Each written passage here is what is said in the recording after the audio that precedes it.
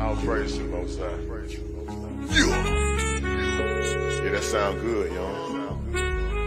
Hello. What we doing? Hey, cook that up, Khalid. We still getting to the money, got these haters in they feel. Lil' homie, let them chill. Most I told me, vengeance hit my enemies, my footstools. We ain't got no beef for real. This here, this how we live. Look here, homie, we still getting to the money, got these haters in they feel. Lil' homie, let them chill. Most I told me, vengeance hit my enemies, my footstools. We ain't got no beef for real. This here, this how we live. Look here, homie, be still. They said you got the call, they trying to blackball you. Like what they own, bro. You can't blackball a boss. The whole world, they hate this right here. The way you hate your neighbor, might as well pull the trigger on yourself. You know we get excited by the smoke. Every day we casting flesh. Say my treasure stored in heaven, we gon' blow the rest. They disrespected and we check the bank that causing kept it still. They asking others about my business, but I ain't got no instant messy. I still deal with ox direct, cause your person don't mean you respect. Your outlet don't get no credit if the ox ain't in it. Money answer all things and you got all these questions. Playing Vic. Look, I employ slavery. If you broke, just say it. Yo, them crews in the hood, Jews in the hood. I caught them clues, now I'm good. I broke it down, he understood my all to you. Filtered through, you found a few, I'm good. We what we sold, this here exclusive. They like, hey, folk, look what you doing. We still getting to the money, got these haters in they feel. Lil' homie, let them chill. Most I told me, vengeance hit my enemies, my footstools. We ain't got no beef for real. This here, this how we live. Look here, homie, we still getting to the money, got these haters in they feel. Lil' homie, let them chill. Most I told me, vengeance hit my enemies, my footstools. We ain't got no beef for real. This here, this how we live. Look here, homie, be still. Most I told me, be still, give them room to work. Know my movie work. If faith ain't good, don't put the work in. In the spirit flexing, that my day job. Getting the mode out my own, I don't know what they are. Before I got the blueprint, and I'm too legit to quit. Let it spark in the dark, be a light, got it lit. Trying to map my movement, got my haters pondering. The odds set the question there, they wanna know if you still lit. It hit different, you authentic, a lot of odds pretending. We do it for the Lord, got my own motion, who are you to judge? Put Most High first, none above. Tap in the spirit, we locked in, they'll come against your plot. You know Judas said, yeah, we spit them scripts, they barely not. Came on slave ships, then you not black. You know they tell you everything. Isaiah 30:20, yeah, we bad. You see what happened when they tried to rail the train up off the track. False witness, hypocrite. We throw shots back, now they feel heat. Must go get it. We still getting to the money, got these haters in they feel. Lil' homie, let them chill. Most I told me, vengeance hit my enemies, my footstools. We ain't got no beef for real. This here, this how we live. Look here, homie, we still getting to the money, got these haters in they feel. Lil' homie, let them chill. Most I told me, vengeance hit my enemies, my footstools. We ain't got no beef for real. This here, this how we live. Look here, homie, be still.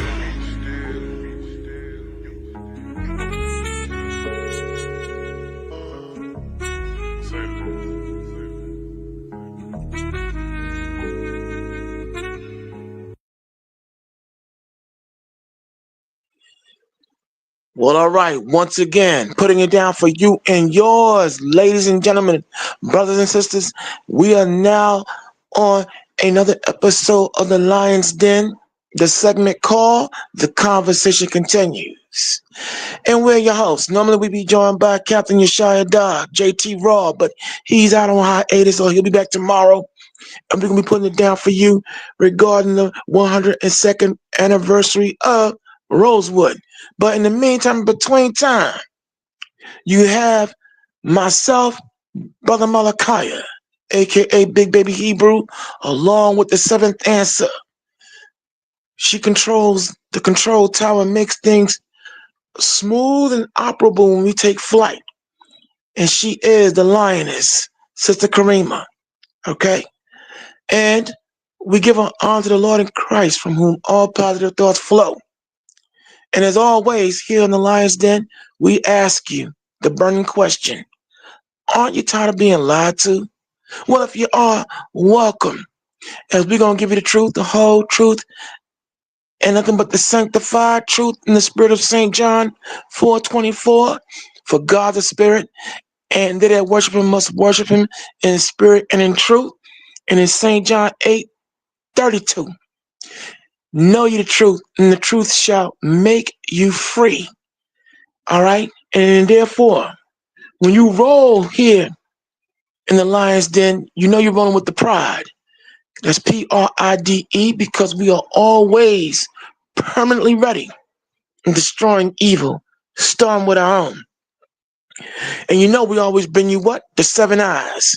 And that is intelligence, integrity, inspiration, influence, independence, insight, and bona fide, verifiable information.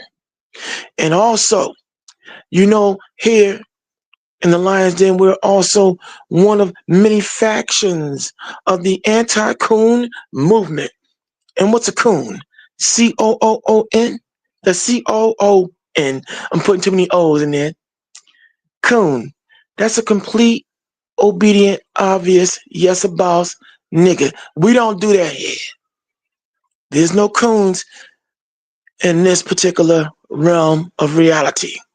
And also, understand, we're also the home of counterpoint. Sometimes we don't see eye to eye. Sometimes we don't wholeheartedly agree on many issues, but we don't seek to tear each other down. We just have a counterpoint. And we leave it up to you, the people out there listening in Lions Den Land, to make up your decision on who you want to roll with, ride with, and everything else. Also, when you come into the conversation continues via the Lions Den, you're going to also get hit with the facts. That's FACT with an apostrophe S, the facts. Because all we're going to give you is frequently accurate, correct truths. No speculations of any kind will be given here. And if we do give you a speculation, we have enough integrity to let you know what it is. So you're going to get with the facts. Frequently accurate, correct truths. Because on this platform here, you get truthality. When you enter the Lion's Den, you're on the truthality train. Okay? Let that be known. So understand, facts, frequently accurate, correct truths. And when we bring you that, that means that we are advocates of freedom of speech, but responsible speech. Meaning what? We think before we speak. We give careful consideration to what we say before we let it fly out of our pie hole. In the spirit of the Most High, who said in the book of Proverbs, I think it's 8:13, he that keepeth his mouth keepeth his life. Meaning, you got to be very careful of what you say when you say it. See, a lot of people take this United States Constitution, freedom of speech, and run with it, thinking that, okay, you have been given the inalienable right to say whatever you want to say. That's not how freedom of speech works. Free speech is governed again upon you thinking before you speak. Because see, there's also a thing known as abuse. Ab, meaning when you use something incorrectly. You put it together with any other abuse. See, there's an abuse of language. And therefore, in that same Constitution, and even the main Constitution, the Bible, there's a provision known as fighting words. Meaning if you say something someone don't like, you liable to get your block knocked off. But see, that's not how we work here. Because see, we think before we speak. Freedom of speech. So moving on. So like I said, when you come into the Lion's Den, with Kareem at the helm, the control tower, this is the truthality train that you're on, the truthality plane that you're on. Okay? And of course, we must understand that here in the Lion's Den, we know that a lot of you out there may be severely allergic. You may have a serious phobia, an unnatural fear of truth, facts, and reality. Well, if you do, Kareem and myself and JT Raw, we always extend to you our deepest sympathies because we're not going to compromise it for nobody. not even for ourselves. Okay? If you can't handle the truth, if you can't handle reality, if you can't handle the facts, you're welcome to sign off now. Because this show's not for you. All right? And last but certainly not least, we want you, when you come into the Lion's Den, to observe the house rule. Number one house rule set forth by one of our beautiful sisters out there and family members, I Am Manna. And that is wipe your feet, mind your manners, conduct yourself in an orderly manner, and enjoy yourself. And so, with all these formalities now out of the way, we all have been given clearance by Lady Karima, the seventh answer. The runway is now clear. I'm your captain, baby Hebrew. So buckle up, prepare yourself, and now we're gonna take off. Tonight we're gonna talk about Robert Brooks, one and some of many. And what do I mean by that? Well, with as much emotional detachment as I go into this particular very unpleasant aspect of conversation, you know, for those who may be living in other time zones, we're going to talk about the death, the murder. I'm going to call it what it is, the murder of Robert Brooks. If you don't know who Robert Brooks is, Robert Brooks on December 9th was a prisoner of the Marcy Correctional Facility, Marcy Correctional Facility here in upstate New York. Hold on. On December 9th of this year, 2024, unfortunately, the brother was beaten to death with his hands cuffed behind his back by, I'm not going to call them no correctional officers. I'm going to call them what they are: thugs, criminals with badges or disguised as correctional officers. For full on a half an hour, Mr. Brooks was beaten brutally. Okay? As a matter of fact, seventh answer, there's a couple of news snippets I sent you. If you can pull up one of the videos, we're gonna just show you a video clip. What I decided to do was forego, out of respect for Mr. Brooks' family, I'm not gonna run the video that was uploaded here on the social media platform. I don't want to show him being beat because it took like I said, I broke down crying, and the fact of the matter is that I'm past tired. I am past tired of every time I look up, some unarmed black man, woman, or child is being killed and brutalized by clearly out of control white people. I'm going to just say it just like that. I don't care who gets bent when I say that. But every time you look up, I don't want to hear this bullshit. Excuse my language. I don't mean to cuss, but I'm going to just go. Don't come with the deflection of what about black on black violence. Get out my face with that. I don't want to. Don't come with that. Yeah, sure. We do have our issues within our own community. But hey, like I said, there's no such thing as black on black violence, because see, when you look at it from the United States Bureau of Crime and Statistics, every race, the overall majority of the crime committed is race to race. So when you look at white people and their numbers and their criminality at 80% and up, and Asian, East Indian, you name it, their numbers are through the roof. But the world would have, the media would have you believe the American media, let me just clarify, the American media would have you believe, Candace Owens would have you believe, Brian Tatum would have you believe, right along with Larry, not an elder, and all the rest of these clods out here, would have you believe that only black folk are the only people hell-bent on fratricides and killing one another. We're the only ones killing each other like it's going out of style, which is the bald-faced lie. But let's see if it was true. To my white brethren out there, we don't need your contribution to what we're trying to solve on our own. In other words, we don't need for you to come in and spice up the freaking recipe.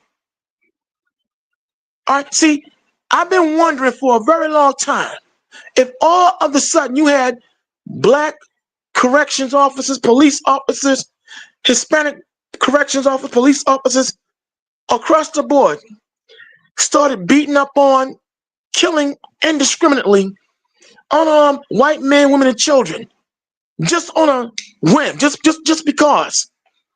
Like it seemed like every time you look up, that's what you're doing to us. I wonder what the reaction would be. I already know what the reaction would be.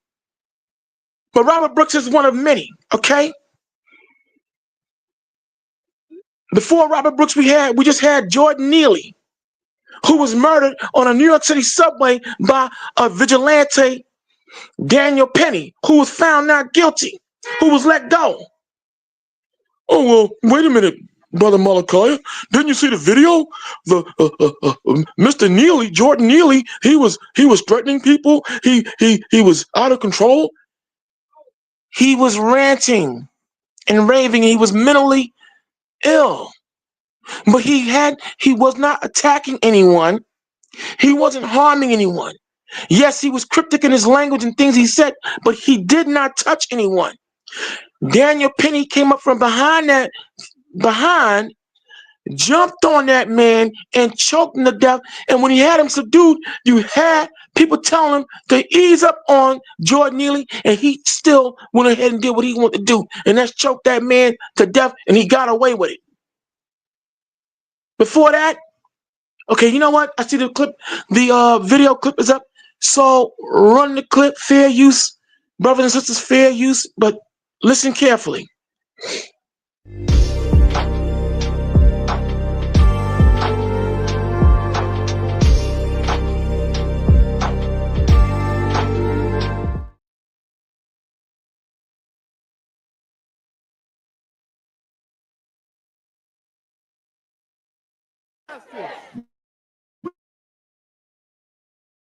When do we want it now? Tonight, they joined dozens of protesters outside the Monroe County Jail demanding justice.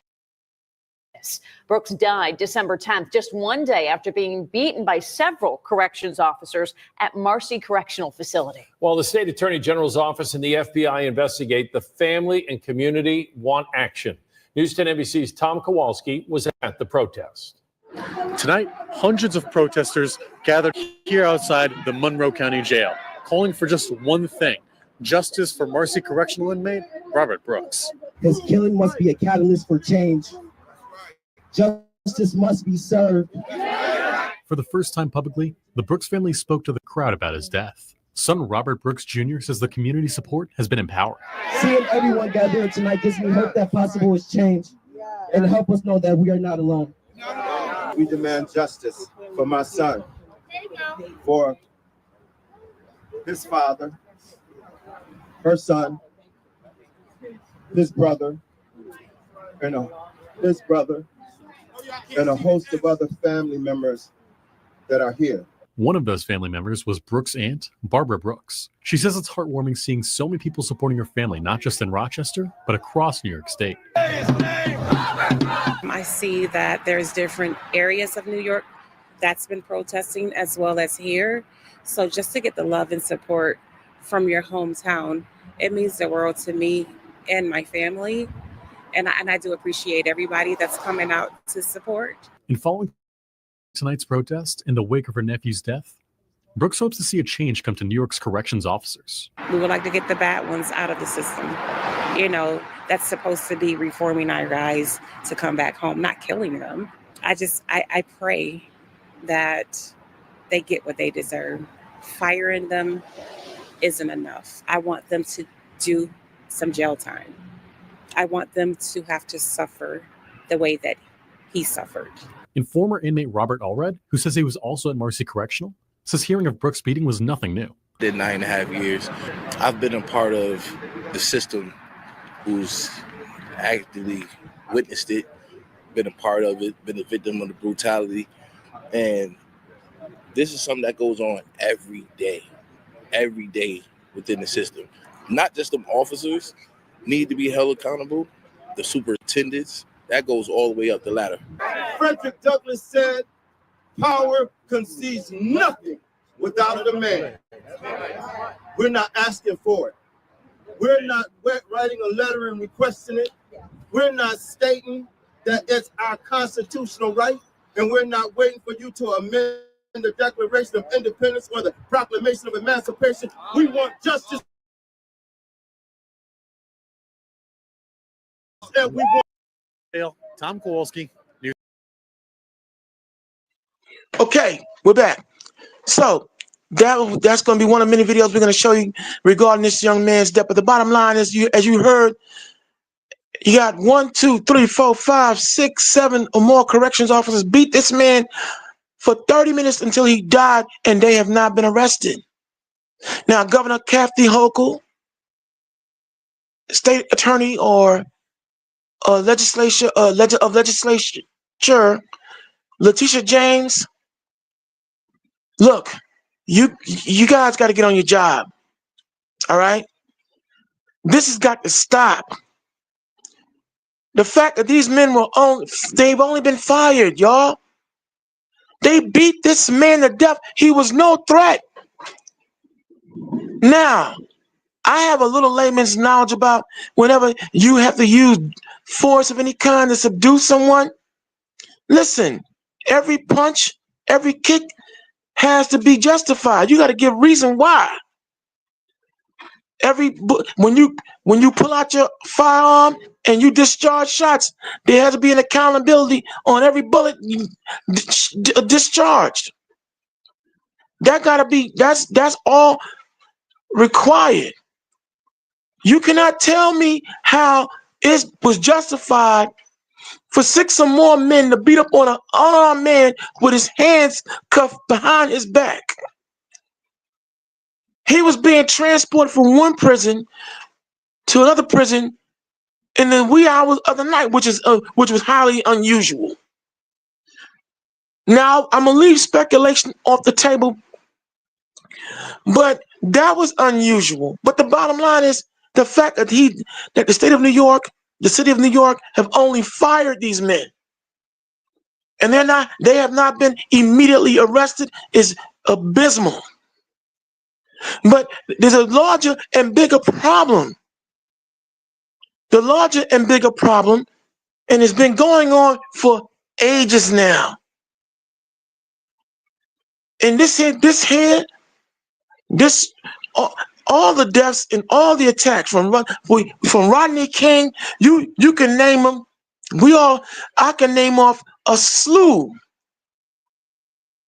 of people gunned down, beat down by corrections officers, by police, by criminals disguised as police and corrections officers. Not only in New York, but Los Angeles, Chicago. Look, but Robert Brooks is just some and one of many. And when does it stop, y'all? Because not only do we have officers of the law killing us, we got freaking white civilians now murdering and shooting and killing us. Okay, I meant to put this as one of my notations, but there was a mass shooting coming out of Wisconsin. We had a 14, 15-year-old white girl go up into a school and shoot and kill a couple of black students and a teacher out of Wisconsin. Now you got white civilians getting in on the act, y'all. And to my white brothers and sisters out there, I can be bipartisan, if you will. When are you going to start checking among your own, those who are out of control? Because see, let me just say this here, and I'm going to make it plain. I'm not going to make it pretty. I'm going to make it plain. I'm telling you right now. A new spirit and it's been building for a long time. But all that shuffling and jiving and singing and dancing and we shall overcome, or we going to be one, that energy is going away. There's a new energy, a new shaping that's coming down the pike. All I'm gonna do is tell you about all we gonna do is give you fair warning and tell you what's coming. Because this generation of our people, they're not having it. They're not having it. They're not having it. And you've already seen the example of this year's election, how that went. Now, all these killings, all these unarmed black men, women, and children, their blood by God's hand. Some of y'all say, oh, here you go. No, I'm not going to give a sermon. Don't worry, I'm not going to give a sermon. Not at all. But I'm going to throw out there, be not deceived, God is not mocked. For whatever a man sow is what he reap. You reap what you sow, and what you sow is what you reap. I'm going to put out 1 Thessalonians 1:9, seeing that it's a righteous thing for the Lord to recompense unto those who've done evil, their evil right back to them. I'm going to put out there that we are now coming up on a whole new energy of war among our people, that you are, right now as I'm speaking, is a thunderstorm commencing. Okay? But all we gave you last week or so, all these mounting chariots of God, not no UFOs, IFOs. We now, since the time we were on the air, you got New Mexico, you got Texas, Louisiana, Miami, reporting these drones coming into their airspace. See, but we talking about what's going to happen here on this earth. The Bible tells you a new crop and a new generation is coming into play. And they're not going to come to sing. They're not coming to dance. They're not coming to play. They're coming to fight. I already see what's getting ready to happen before it even happens. The book of Jeremiah, the 16th chapter tells you. We talked about the fact that fishing season, talking season is now up. The Lord promised he was going to send hunters, and hunting season is now in full effect. You can feel the anger. You can feel the tension. But some of you white folks, you're not going to stop. You're not going to stop. Just like the Pharaoh of Egypt didn't stop. He hardened his heart, didn't take heed, didn't listen. That's fine. Some of you among our people, you want to think that these people are not the Edomites that the Bible speak of. You know what? That's your right. I'm not going to even kill myself trying to prove that to nobody no longer. But they are fitting the very descriptions of what Obadiah said Edom would do in these last days. Genesis on down. Come on, man. But if you don't want to take heed, that's fine. But when this race war, and a race war about this, it's coming. It's going to happen. And you're the ones who bringing it. Because you're not going to stop. Look, this whole captivity of ours is up, man. And all this ruling over us with rigor and impunity and viciousness is going to stop. I'm not interested. You know what? I'm gonna run these Malcolm X videos. But like Malcolm said, I'm not gonna sit up here and sweet talk. This gonna stop one way or the other now. Cause see, the bottom line is you are the harbingers of death. You are the harbingers of injustice. And from your presidents, from your lawmakers on down, y'all not gonna stop. You think it's your right to be able to go wherever you want to go in the world and do what you want to do to anybody at any given time. But now, not only are these nations kicking back, but the real one true nation, the children of Israel, we gonna kick back now. We gonna fight back now. This is gonna stop. Enough is freaking enough. Like my man actor Jamie Hector, better known as Marlo on the series The Wire, would say sometimes, you want it just to be one way. You only want to be one way. It's not going to just be one way now. They beat this man for 30 minutes with his hands cuffed behind his back. I mean, damn, man. And all you black leaders out there, as you can see, these so-called black leaders aren't worth a damn. We need permanent solutions. And you know what? The only permanent solution now, clear to me, is when you make justice now.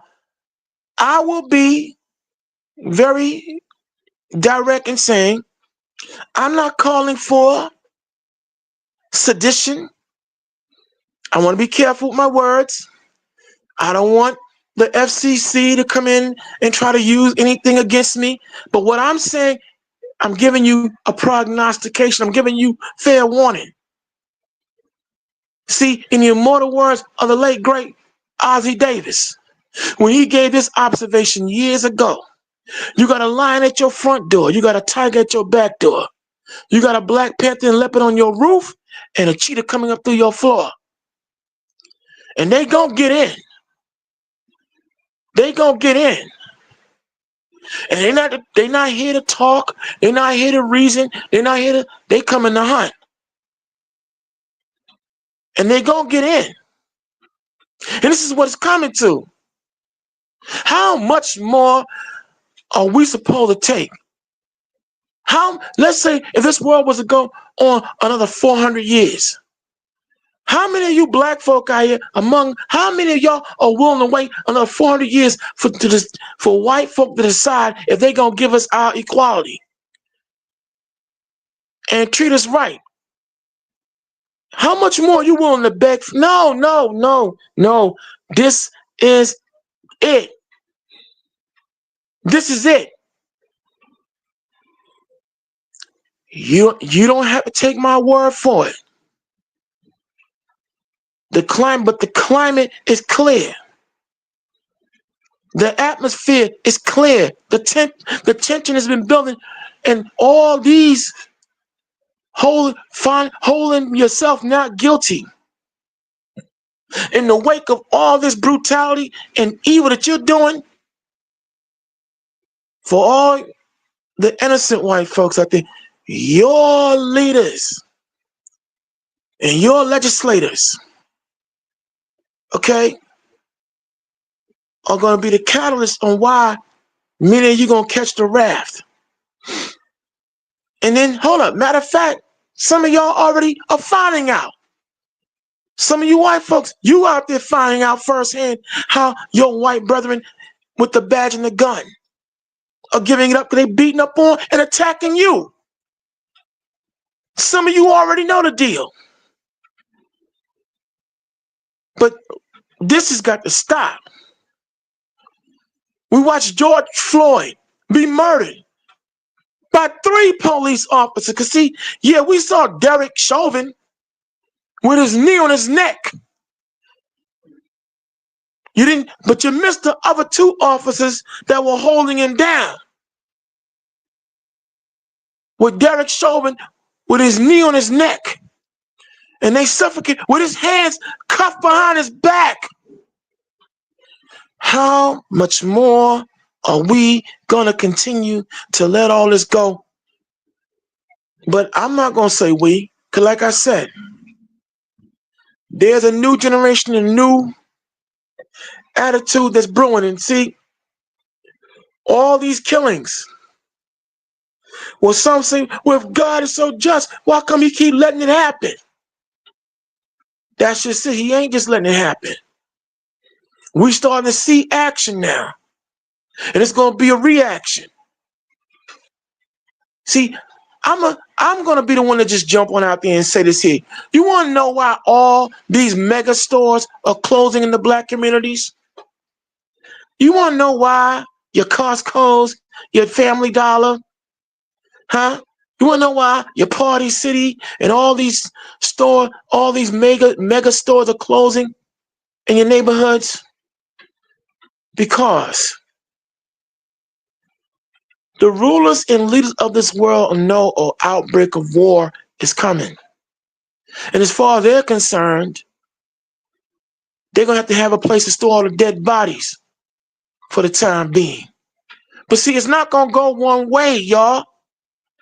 For all y'all listening, I know the FBI, CIA, I know you're listening. You always jacking up the algorithm here. We know you're listening. So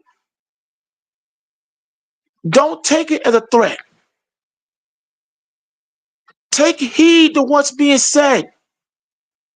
Because I'm just one of many voices letting it be known. And yeah, again, you gonna harden your heart. The Bible said you would. The Bible said you would. God said you would. But still, my job, Kareem's job, we all come here to give you fair warning. It's not us you got to worry about. See, we're the ones who want to reason with you and try to talk to you and appeal to you.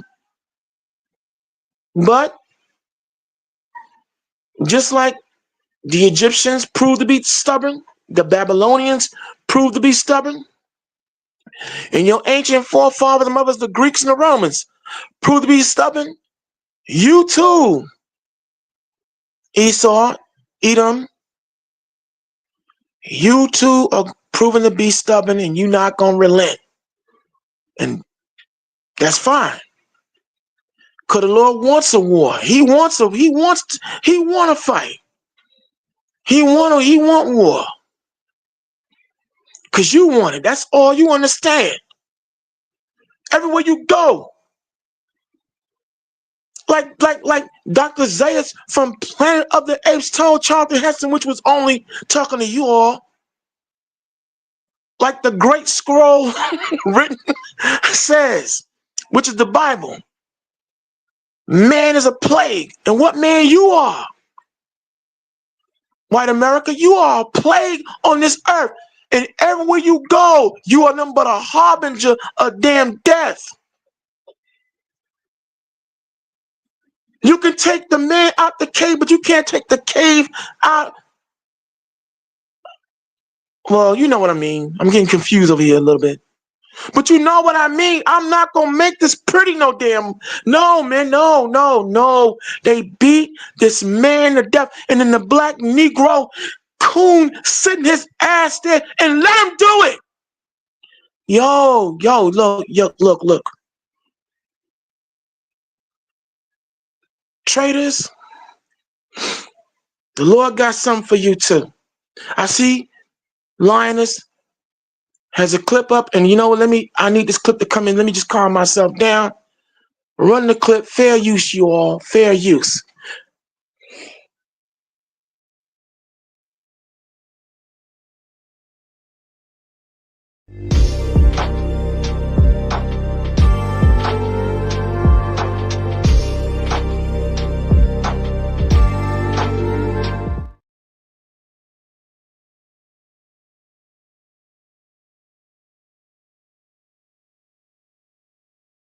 Changes.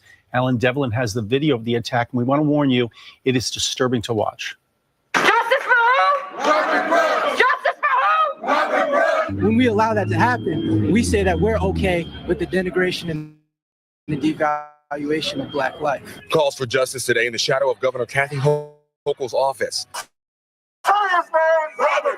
Protesters march, signs in hand, demanding action against the officer seen on body camera footage beating upstate New York inmate Robert Brooks. Seeing a Black brother like that, being beat like that, being lynched, that is disturbing. The video released Friday of the brutal December 9th beating from inside the Marcy Correctional Facility shows officers repeatedly punching, kicking, and dragging handcuffed 43-year-old inmate Robert Brooks. Brooks died a day later. The justification is not there. You can't hit a suspect that's handcuffed. Former NYPD investigator Felipe Rodriguez says the video is shocking and there's no excuse for the officer's actions. It's going to be very difficult for them to justify use of force. Anytime you use, every strike has to be justified.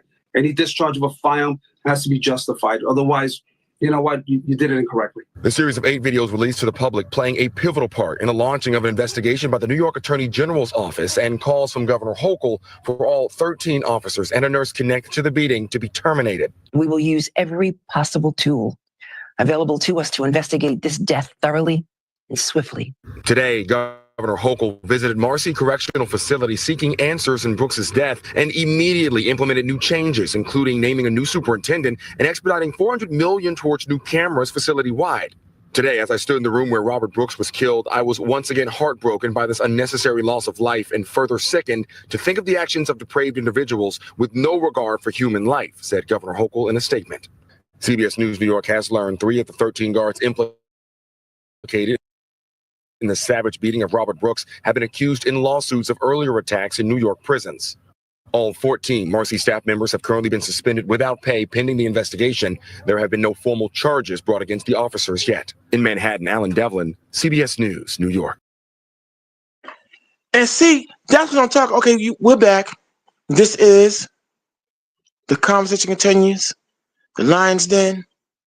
I am Brother Malakaya, along with the seventh ancestor, Sister Karima. And I'm trying to be as emotional detached as I can, but I can't. So please ride with me on this episode tonight, because this is beyond garbage. Okay, all that sweet talking and fluffy language. But take note, 14 people were in that room. Some of whom took it upon themselves to beat this man to death, and all they got was either fired or suspended. They should have been arrested immediately.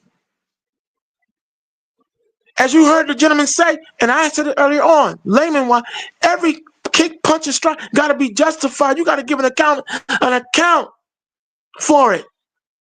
You cannot tell me that a man with his hands cuffed behind his back was a threat where you had to beat him to death. That is pure hog dookie doo.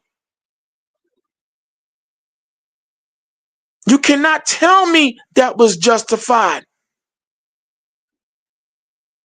But hey, before him was George Floyd. We watched him get suffocated to death. Derek Chauvin got convicted, but the other officers, not so much. And nothing's changed. Nothing has changed. Your president, Joe Biden, didn't give us that anti-black hate crime bill that we so desperately needed. Because you know why? He, right along with the rest of these Ku Klux Klan, Ariane, and New John, the John Birch Society, Posse Comitatus, white hate groups, are all in cahoots together. That's why. No, he gave one to the Asians. That's what he did. But here it is, when the FBI and CIA when they are honest, tell you that black folk indeed are the major victims of hate crimes in this country since its inception till now. Never mind the Candace Owens, the Larry Elders, the Jesse Lee Petersons, and all the buffer Negroes that tell you otherwise. No, the FBI and CIA in their own books, in their own files, tell you that black folk, that we are the leading victims of hate crimes in this country. And we don't get a anti-black hate crime bill. We don't get no kind of legislation to protect us like everyone else gets protection when they're attacked. No, the only way you get justice now is it's been this way, is when you make justice. There is no ifs, ands, or buts about it. This is when you have to have your own militia, Minutemen, military to protect you from violence and those who perpetrate violence. You have some evil, black-hearted demons walking with earthly feet who have been given the green light to do what they do. See, understand, we all know basic behavior, that bullies in particular, they only do what they do most notably because at the time they know they can get away with it. But see, the Bible tells you, we're told scripturally that these people are our enemies. I'm sorry, look, you're not my friend when you're killing me. And yeah, you may have some who may join the protest. They may come along and voice their opinion, but if they're not in the forefront, to go up against their very government and very system, if they're not using their white privilege to demand and command permanent solutions, to the governor of New York, Kathy Hochul, to Letitia James, your fluff words don't mean anything. You let these people be suspended or get fired without arresting them. I want you to let that sink in. Robert Brooks is some and one of many, y'all. There are a whole lot of other people being shot, killed, and gunned down by supposed agents and enforcers of law. But hey, let's go back in time. I'm gonna bring up a speech, Malcolm X. Let's bring up Malcolm X. I think look for the one that says, I think Malcolm X on police brutality, or it's two speeches, but either one will do. Either one of them will do. Karima, when you get the time. But bro, look, y'all, listen. I know some of you may have a bleeding heart. I know you have among even the Israelite community. Oh, the white man's not Esau. He's Japhet. Oh, he's not our enemy. Listen. All you bleeding hearts, you gotta take that someplace else now. Because who you claim to be Esau, this mysterious black group of people, the Edom, yo, they're not fitting the description of these red, from light red to bright sunburn red people going out here. And like the book of Genesis, the 32nd chapter said, he'd be given a sword. And everywhere he would go, he would be like Jacob when he blessed Esau. He blessed him with the sword. You'll take everything by the sword, by war. Ain't nobody fitting that description but these people. Now, I know some of you, because you sleeping with a white man, you sleeping with a white woman, you don't want to believe. That's why you don't want to believe they Esau. I get it. I do get it. You're snow bunny or snowman hopping, and you don't want to believe it. But your unbelief is not going to stop reality, and isn't stopping reality. And they showing you who they are. And if you refuse to believe it, then go right on ahead. Knock yourself out. We here on the Conversation Continues, the Lion's Den. We don't believe in trying to stop anyone from believing what they want to believe and think what they want to think. And the way I Basically, what I'm trying to say is nicely, you can't fix stupid. We're not interested in trying to fix anyone who chooses to be stupid. See, I'm not going to make it pretty here. When you see, here's the thing about words. Etymology is important to look up words. See, one thing I've always never held against anyone if they're ignorant. Now, I don't use the word ignorant. Another word I use for ignorant, I use unaware, because the word ignorant has been misconstrued in its definition too. To be ignorant does not mean that you're dumb. Ignorant comes from the root word to ignore, meaning that sometimes in our intellectual pursuits, from a social, political, and spiritual standpoint, we may come to conclusions without knowing the full gist or full spectrum and scope of a thought or idea. You know, like for instance, I'll give you an example of what I mean. There are some people who believe that when you love someone, you should love them unconditionally.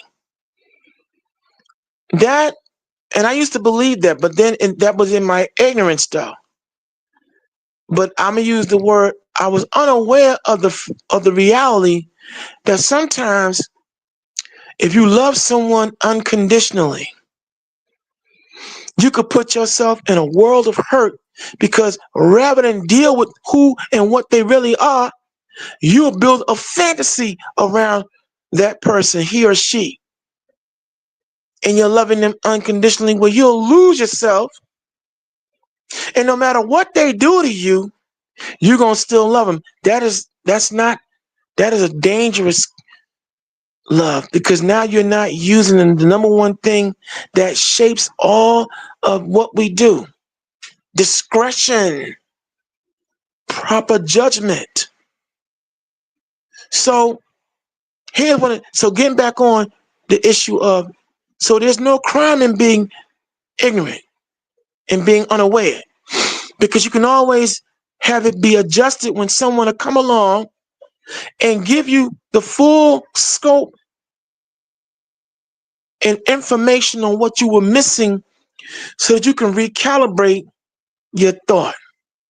But now, when someone come along and corrects you, brings evidence to show you where you're making an incorrect thought or have an incorrect idea, and you still want to choose to hold to what you now know is indeed wrong, now you're no longer ignorant. You're no longer unaware. You're dumb. Being dumb is a choice. You're choosing to be dumb. You know it's not right. You know it's incorrect, but you choose to be dumb. There are those who revel in being dumb. They think, and this society now makes you think that being dumb is stupid, because you see a lot of people who are dumb being put in the forefront, being paid sums of money. Well, they getting paid. But there's a reason for that. Though the higher ups who know people are dumb, that, like the old saying go, a fool and his money is soon parted. That's why they're put in the forefront. Yeah, they're paid for a moment, but look at all the people that you know who are not that bright and where they at right now, broke. So what I'm saying overall is, listen, if you're choosing to be dumb, we here at the Lion's Den, go ahead. We are not going to do anything to try and take away your clinging to stupidity. See, when you know better, there's no helping someone like that. There really isn't. Because if you try to help someone who knows better, if you keep on trying to help he or she, it's only a matter of time they're going to drag you down the gutter right along with them. And we don't do that here. We're not going to do that here. And so with that being said, right, I see the Lioness has the video up. Let's run the video. Fair use. Always fair use.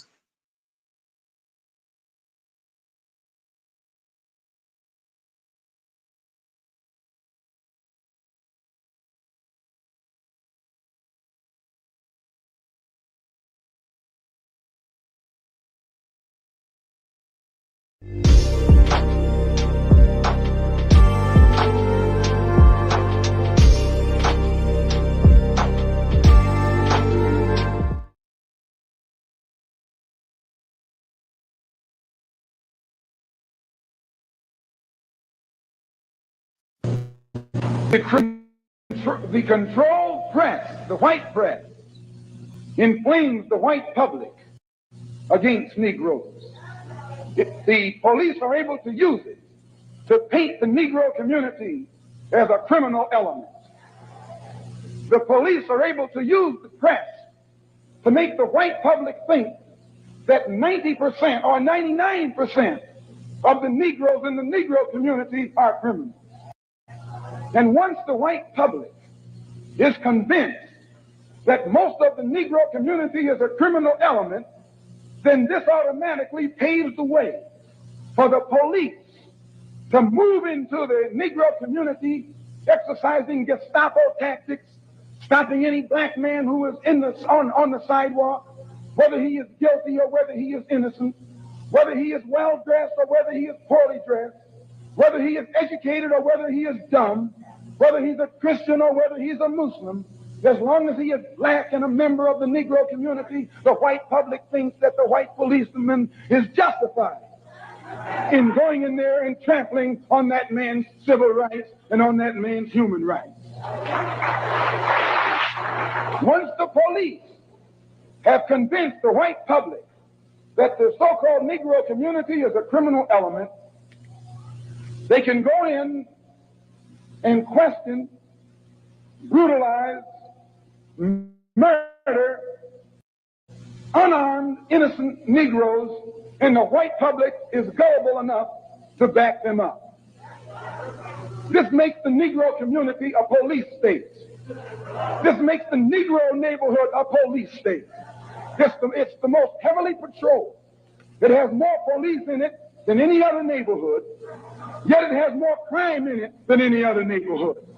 How can you have more cops and more crime? Why? It shows you that the cops must be in cahoots with the criminals.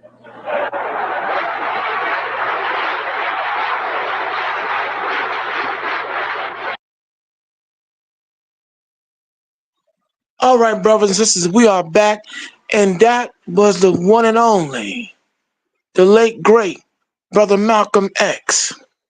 Okay, some know him as Ali. I forget his Muslim name, so I'll just stick with El Hajj Malik Shabazz. There you go. The late great Malcolm X, though, and that was almost 60 years ago. What's changed?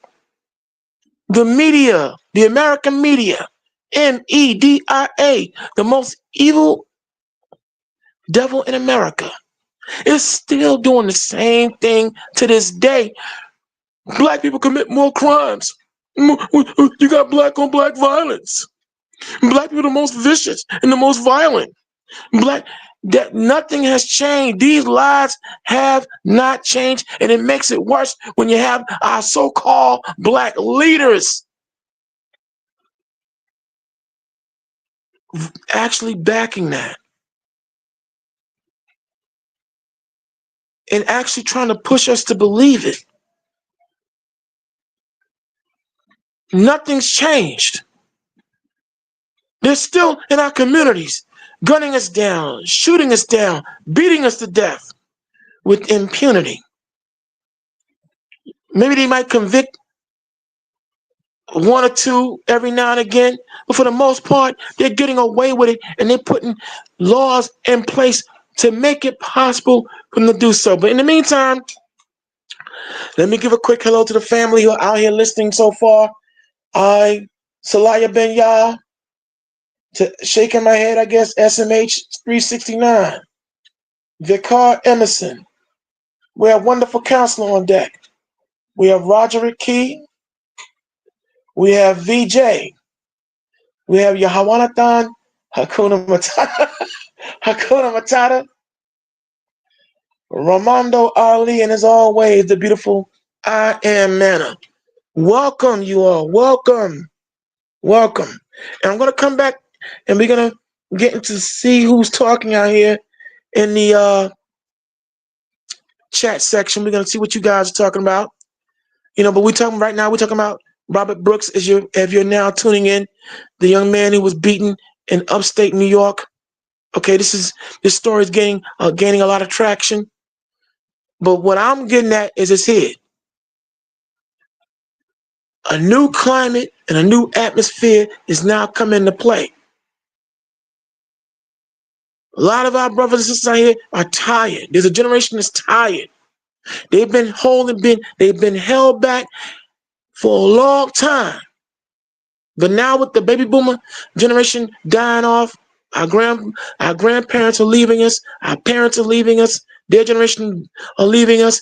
We are those of us who are the X clan, we're up in age now and we're tired, but this generation, this millennial, they're tired. They're past tired. But see, this is the generation the Lord said will be different. That all these killings and stuff, it's gonna stop. It's got to stop. None of us are safe. As a now middle-aged black man, all my life here in America, I never felt safe. I'll say by God's grace, He has protected me from myself and from these outside elements. But damn it all, look, y'all. Like the good books, the Lord helps those who help themselves, and we got to take up the banner now. It is past time. How much more are we going to continue to see? And as far as I'm concerned, brothers in particular, I'm going to say, like, when you see men of other nations in particular beating up on your women and your children in front of you, they're calling you out. Make no mistakes. Make no mistakes about it. And Kareem, while I'm talking, if you can bring up the second Malcolm X video, please do that. Because see, I'm going to let Malcolm say it. He dead and gone, a victim of assassination for telling the truth. But I'm going to look, we tired now, y'all. And for all my white listeners, I know you're listening. You need to get up on your government. You need to get up on your rulers to check them. See, just talking and just joining the protest and pumping your fist ain't enough now. You need to check them and tell them to stop. But if you don't, that's fine. Don't. If you don't want to get involved, then don't. Because there's a higher justice coming into play now. And some people say, well, if God's so loving and He loves us so much, and why he keep letting this happen? Well, this has been done for a season, but that's up now. Our time here in this country, punishment, all that, it's up now. It's over. That's over with now. I see the spirit and there are a lot of brothers who not gonna put on no dress.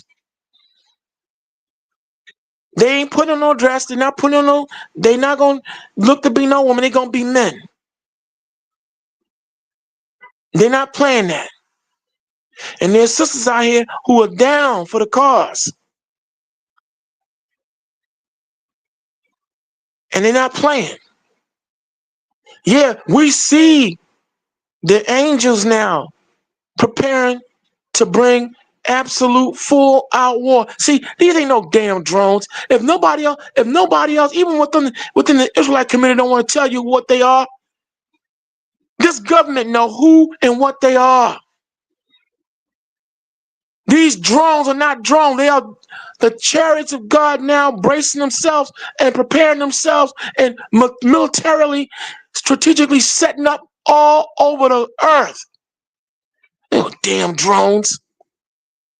You got India, Bosnia, Israel,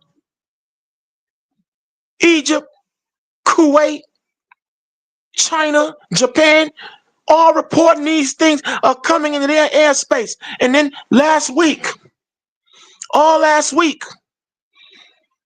Mexico, New Mexico, you're talking about Louisiana, Miami, reporting and seeing all these drones in droves coming into U.S. airspace. Because now, more than ever, whether you believe it or not, Truly, our salvation, Black America, brothers and sisters, our salvation is nearer than we believe. But at the same time, on an earthly level, look, y'all, among us, the Lord said that among you, Jeremiah the 51st chapter, yo, some of you will be my battle axes and weapons of war. In this generation, they're not playing, y'all. They are not playing, and these killings, this gonna stop. This gonna stop. This is gonna stop. It's gotta stop, and it will stop.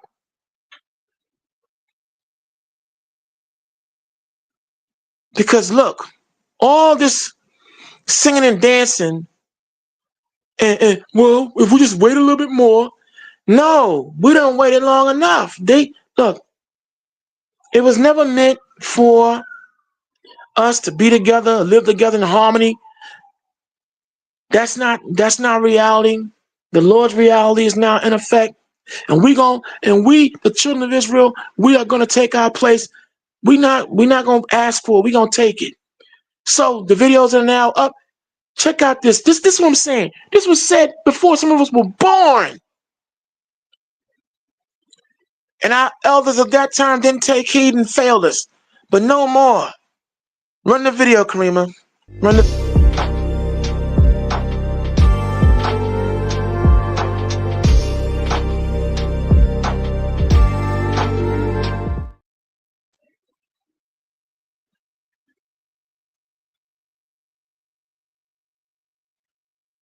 by any means necessary. We want justice by any means necessary. We want equality by any means necessary. We want it now, or we don't think anybody should have it. So whatever kind of action program can be devised to get us the things that are ours by right, then I'm for that kind of action no matter what the action is. I don't think when a man is being criminally treated that some criminal has the right to tell that man what tactics to use to get the criminal off his back. When a criminal starts misusing me, I am going to use whatever necessary to get that criminal off my back. And the injustice that has been inflicted upon Negroes in this country by Uncle Sam is criminal. Don't blame a cracker in Georgia for your injustices. The government is responsible for the injustices. The government can bring these injustices to halt. And what you and I have to let the man know is we are peaceful people. We are loving people. We love everybody who loves us. But we don't love anybody who doesn't love us.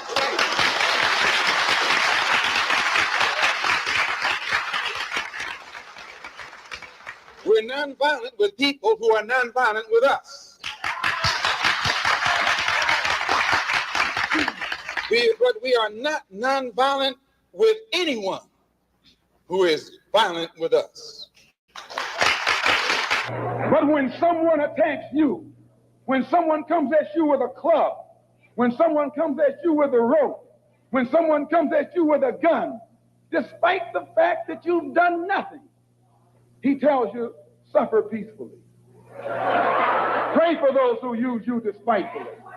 Be long-suffering. And how long can you suffer after suffering for 400 years? The most disrespected person in America is the black woman. The most unprotected person in America is the black woman. The most neglected person in America is the black woman. And as Muslims, the Honorable Elijah Muhammad teaches us to respect our women and to protect our women. Then the only time a Muslim really gets real violent is when someone goes to molest his woman. We will kill you for our woman. I'm making it plain, yes. We will kill you for our woman. We believe that if the white man will do whatever is necessary to see that his woman gets respect and protection, then you and I will never be recognized as men until we stand up like men and place the same penalty over the head of anyone who puts his filthy hands out to put in the direction of our women. That whenever a people come to the conclusion that the government which they have supported proves itself unwilling or proves itself unable to protect our lives and protect our property because we have the wrong color skin. We are not human beings unless we ourselves band together and do whatever, however, whenever is necessary to see that our lives and our property is protected. And I doubt that any person in here would refuse to do the same thing were he in the same position. I'm speaking as a black man from America, which is a racist society. No matter how much you hear it talk about democracy, it's as racist as South Africa or as racist as Portugal or as racist as any other racialist society on this earth. The only difference between it and South Africa preaches separation and practices separation. America preaches integration and practices segregation. This is the only difference. They don't practice what they preach. Whereas South Africa preaches and practices the same thing. I have more respect for a man who lets me know where he stands, even if he's wrong, than the one who comes up like an angel and is nothing but a devil. And the only way we can bring about a change is to talk the kind of language, speak the language that they understand. The racialist never understands a peaceful language. The racialist never understands the nonviolent language. The racialist, he's spoken his language to us for 400 years. We have been the victim of his brutality. We are the ones who face his dogs that tear the flesh from our limbs, only because we want to enforce the Supreme Court decision. We are the ones who have our skulls crushed, not by the Ku Klux Klan, but by policemen, only because we want to enforce what they call the Supreme Court decision. We are the ones upon whom water hoses are turned with pressure so hard that it rips the clothes from our backs. Not men, but the clothes from the backs of women and children. You've seen it yourself. Only because we want to enforce what they call the law. Well, anytime you live in a society supposedly based upon law, and it doesn't enforce its own law because the color of a man's skin happens to be wrong, then I say those people are justified to resort to any means necessary to bring about justice where the government can't give them justice. Let us remember that we are not brutalized because we're Baptists. We're not brutalized because we're Methodists. We're not brutalized because we're Muslims. We're not brutalized because we're Catholics. We're brutalized because we are black people in America. They put Moses in jail. They put Daniel in jail. Why, you haven't got a man of God in the Bible that wasn't put to jail when they started speaking out against exploitation and oppression. And once the white public is convinced that most of the Negro community is a criminal element, then this automatically paves the way for the police to move into the Negro community, exercising Gestapo tactics, stopping any black man who is on the sidewalk, whether he is guilty or whether he is innocent, whether he is well-dressed or whether he is poorly dressed, whether he is educated or whether he is dumb, whether he's a Christian or whether he's a Muslim. As long as he is black and a member of the Negro community, the white public thinks that the white policeman is justified in going in there and trampling on that man's civil rights and on that man's human rights. Who taught you to hate the texture of your hair? Who taught you to hate the color of your skin to such extent that you bleach to get like the white man? Who taught you to hate the shape of your nose and the shape of your lips? Who taught you to hate yourself from the top of your head to the soles of your feet? Who taught you to hate your own kind? Who taught you to hate the race that you belong to? So much so that you don't want to be around each other. No, before you come asking Mr. Muhammad, does he teach hate, you should ask yourself who taught you to hate being what God gave you. And I, for one, as a Muslim, believe that the white man is intelligent enough. If he were made to realize how black people really feel and how fed up we are without that old compromise and sweet talk. Stop sweet talking. Tell him how you feel. Tell him what kind of hell you've been catching, and let him know that if he's not ready to clean his house up, if he's not ready to clean his house up, he shouldn't have a house. It should catch on fire and burn down. We declare our right on this earth to be a man, to be a human being, to be respected as a human being, to be given the rights of a human being in this society, on this earth, in this day, which we intend to bring into existence by any means necessary. Yes, sir. And that is what we are doing today. And here on the Lion's Den, myself, Sister Karima, in the name of our one true God. Some of you say Yah, some of you say Ahaya, we say Yahweh. We are now commanding this government to let our people go, that we may serve our God. Because see, it's coming to that now.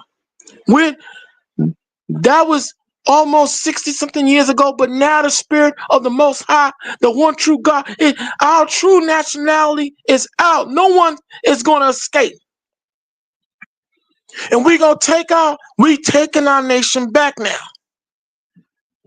No more compromise, no more sweet talking. Look, Vicar, you said it yourself, Vicar Emerson. Yo, this beating of Robert Brooks is a new age Rodney King. Except this time they killed him. They killed him outright with his hands cuffed behind his back. And also, let me just put this out there too. Despite COINTELPRO, and despite some of you brothers out there with this passport brother movement falling for the okie doke, we're going to love our black women. You see, you got to stop falling for that passport brother BS too.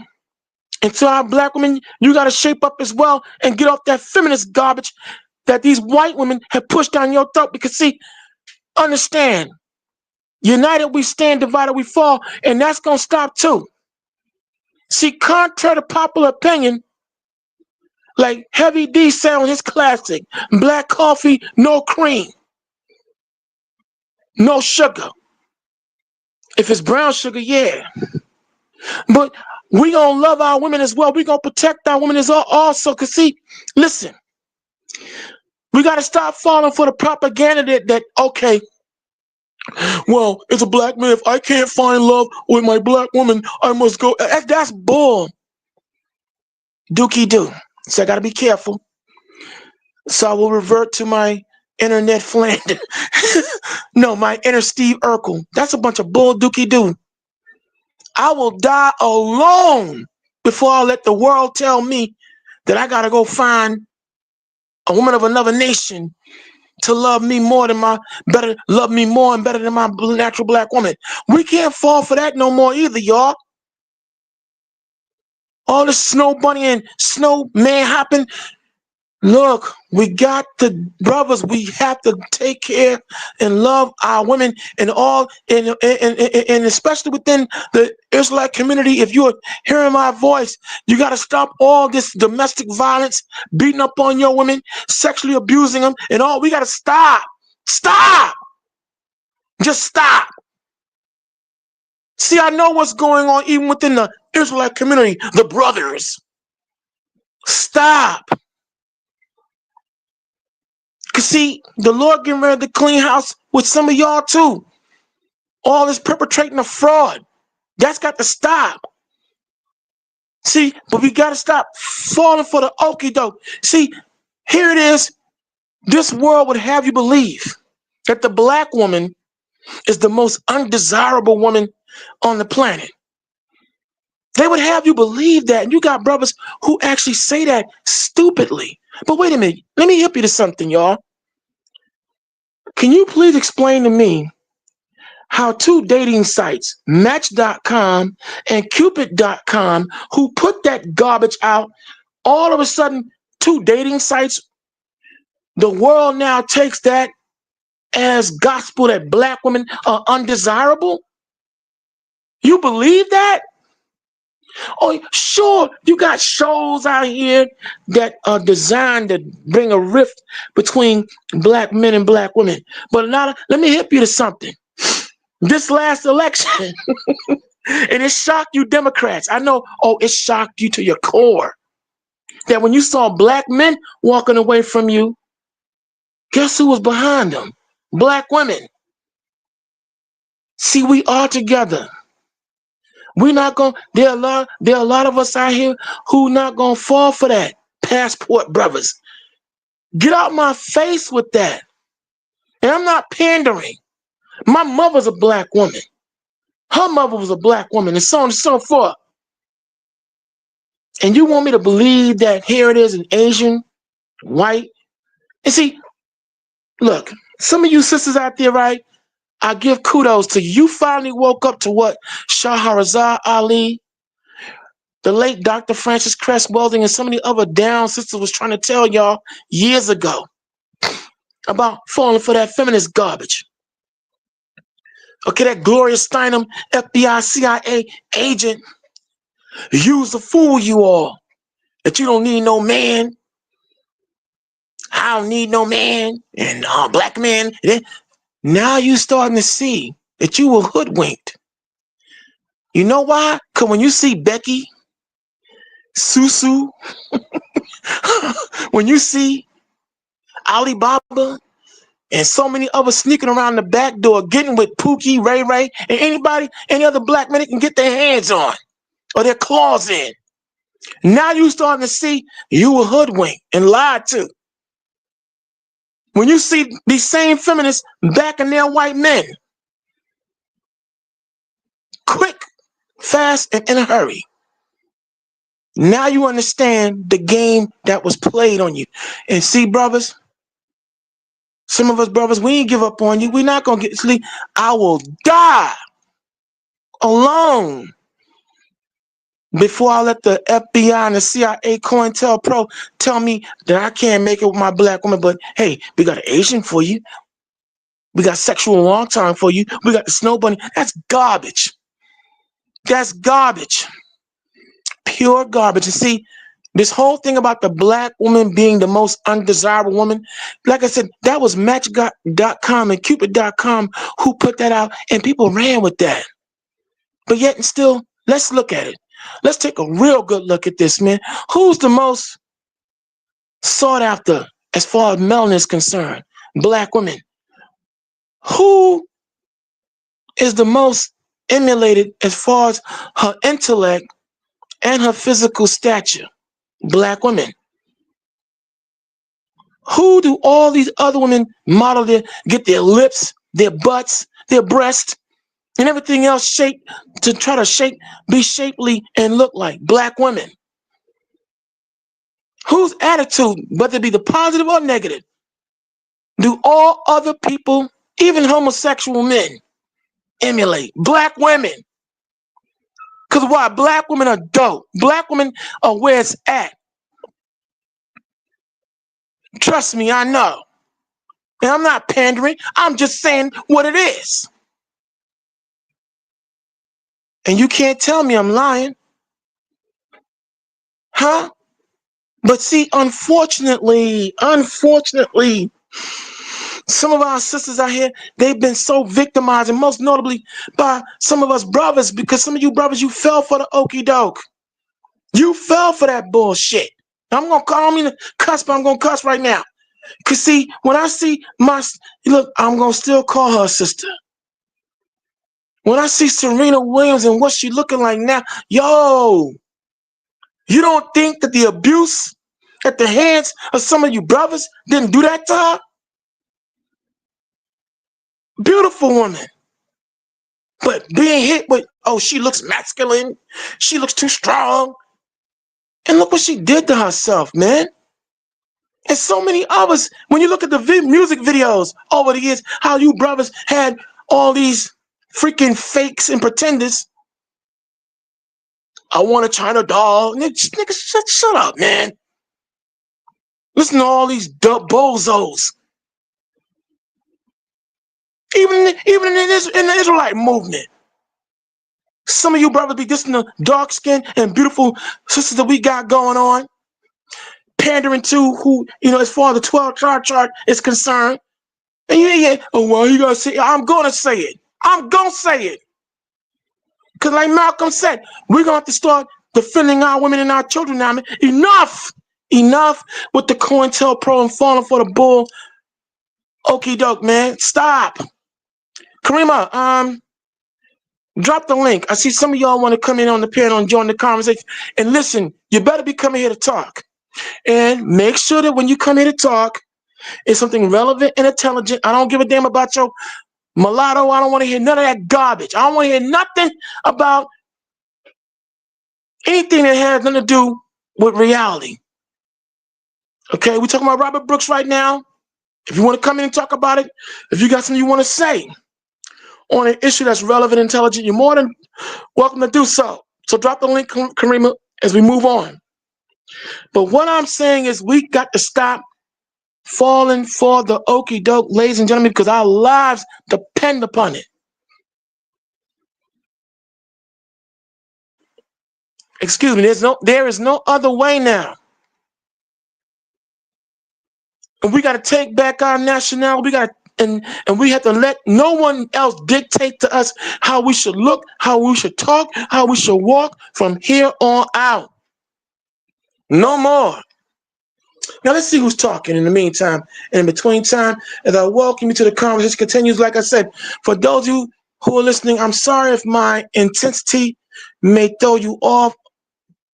I'm sorry about some of the spicy words I used, but this is just upsetting and frustrating because we are too far in the game to still be falling for the old tricks now. No more, no more. But it's over with. It's over with now. A new day, a new time. Now let's see who's talking in the comments section. Here we go. We got Salayala. Teach, brother. Thank you, brother. I'm going to do just that. Okay. We have who else is in the building? We got you said Shema. Let me see. Shake my head. SMH 369. You said Timothy McVeigh was the biggest terrorist in the United States history. And you know something? I'm going to agree with you. I am going to agree with you that Timothy McVeigh and Terry Nichols, who bombed in and around, I think in 1994, when they bombed the Alfred P. Murrah Federal Building in Oklahoma and killed 168 people. This is before the World Trade incident. But at that time, yes, Timothy McVeigh and Terry Nichols, when they bombed the Alfred P. Murrah Federal Building and killed 168 people. Indeed, SMH were indeed the biggest terrorists at the domestic terrorists in United States history. But you know what? Despite them killing 168 people, what man became the face of everything wrong with America and criminality in that time frame? I think his affair will begin after they did what they did at the Alfred P. Murrah Federal Building, okay, in downtown Oklahoma. Come on, y'all. Don't y'all recall that later on, O.J. Simpson, Orenthal James Simpson, Orenthal, sound like a cough medicine, Orenthal James Simpson, O.J. Simpson will be put forth by the world media as the most horrific man in America because he committed the crime of the century when he supposedly killed his ex-wife, Nicole Brown Simpson, and her pal, Ronald Goldman. O.J. Simpson became the poster boy of killers in America. But in that same time frame, Timothy McVeigh and Terry Nichols, two white boys, had just bombed the Alfred P. Murrah Federal Building and killed 168 people, supposedly in retaliation to the United States government killing off Branch Davidian leader David Koresh and about 100 of his members, women and children included, when they were bombed to the Stone Age by then U.S. State Attorney Janet Reno, on the orders of the late Janet Reno. Okay? But O.J. Simpson became the poster boy of the crime of the century, y'all. That's very interesting, SMH. Let's see who else is talking. You got wonderful counselor.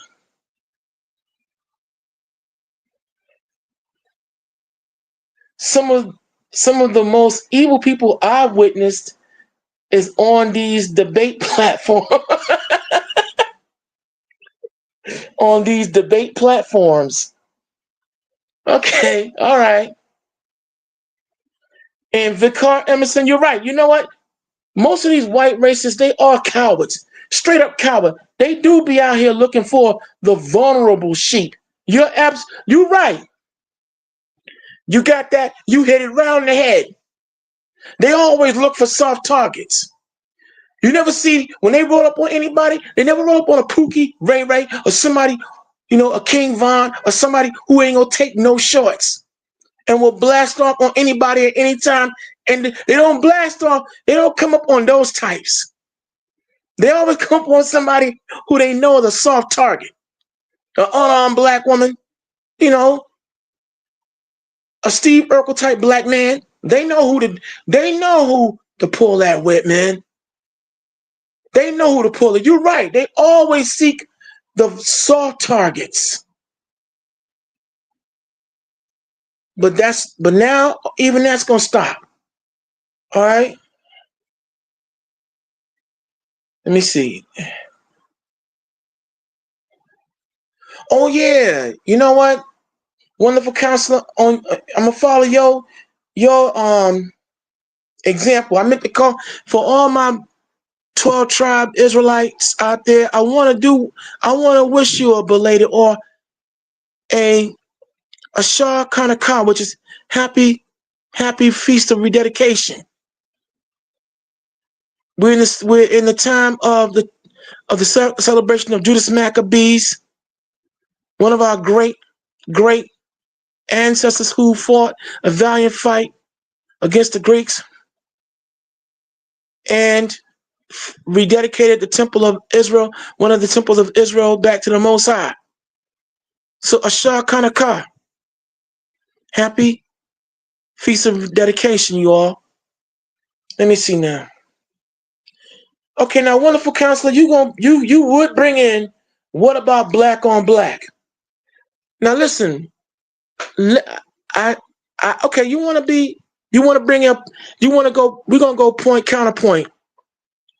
First of all, as I've been saying time and time again on previous broadcasts, please stop believing the United States government when they tell you that there's a thing called black on black crime, because there's no such thing as black on black crime.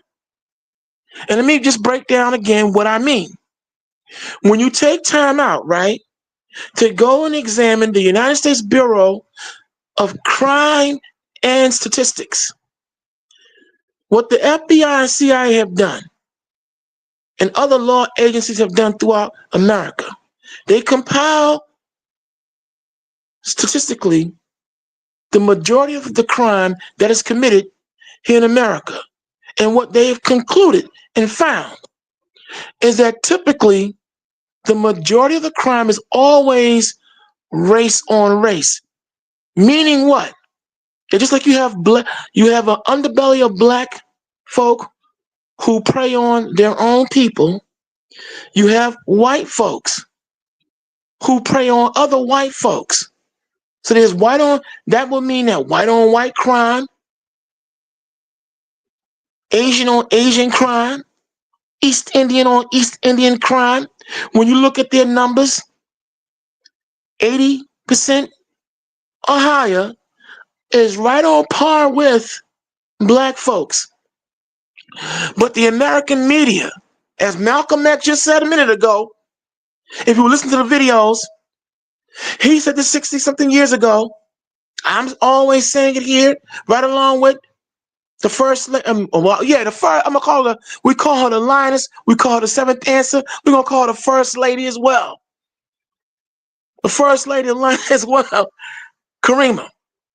She, right along with Shida and other conversationalists in the line, we always point out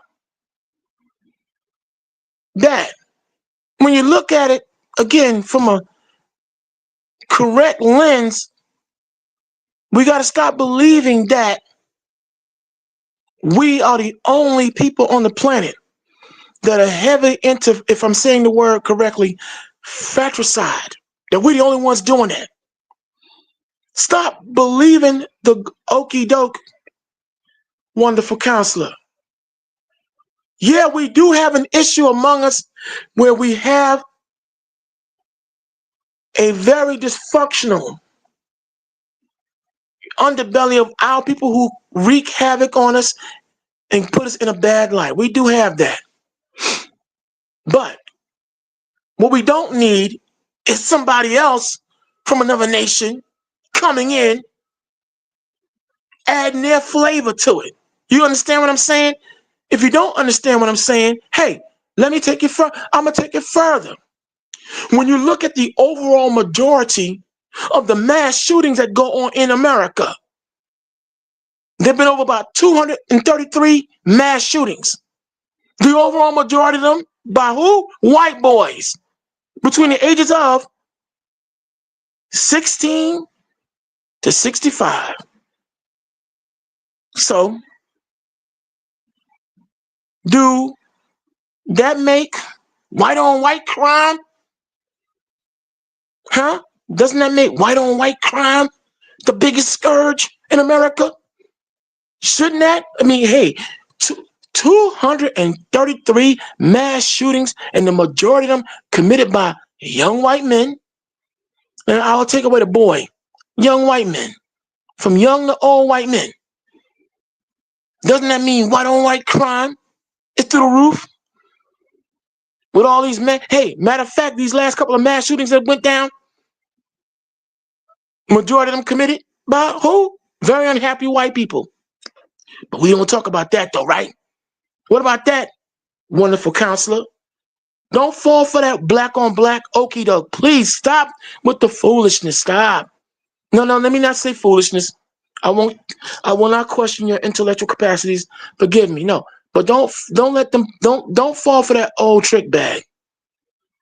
I'm gonna correct myself. Don't fall for the trick bag with that black on black stuff, that deflection stuff. Cause see, I wonder if you had about 100 or more black men decide to go pick up some submachine guns or AR-15s and start shooting up white restaurants like how white guys do, and movie theaters like these white guys are doing. Movie theaters, bars, libraries, you name it. Would white America want black men to add their flavor to the already out of control Manson family types shooting up and killing their fellow white folks? I doubt that very seriously. So that's what I'm saying. What we don't want is for these white people to think we need their damn help and killing us when we already got the underbelly of our people we're trying to keep under control. So stop that deflection crap. Don't fall for the okie doke. Let me move on. So wonderful counselor, I'm white too. Black folks the worst. Okay, wonderful counselor, got you. Moving on. Yeah. Let's see who else is talking.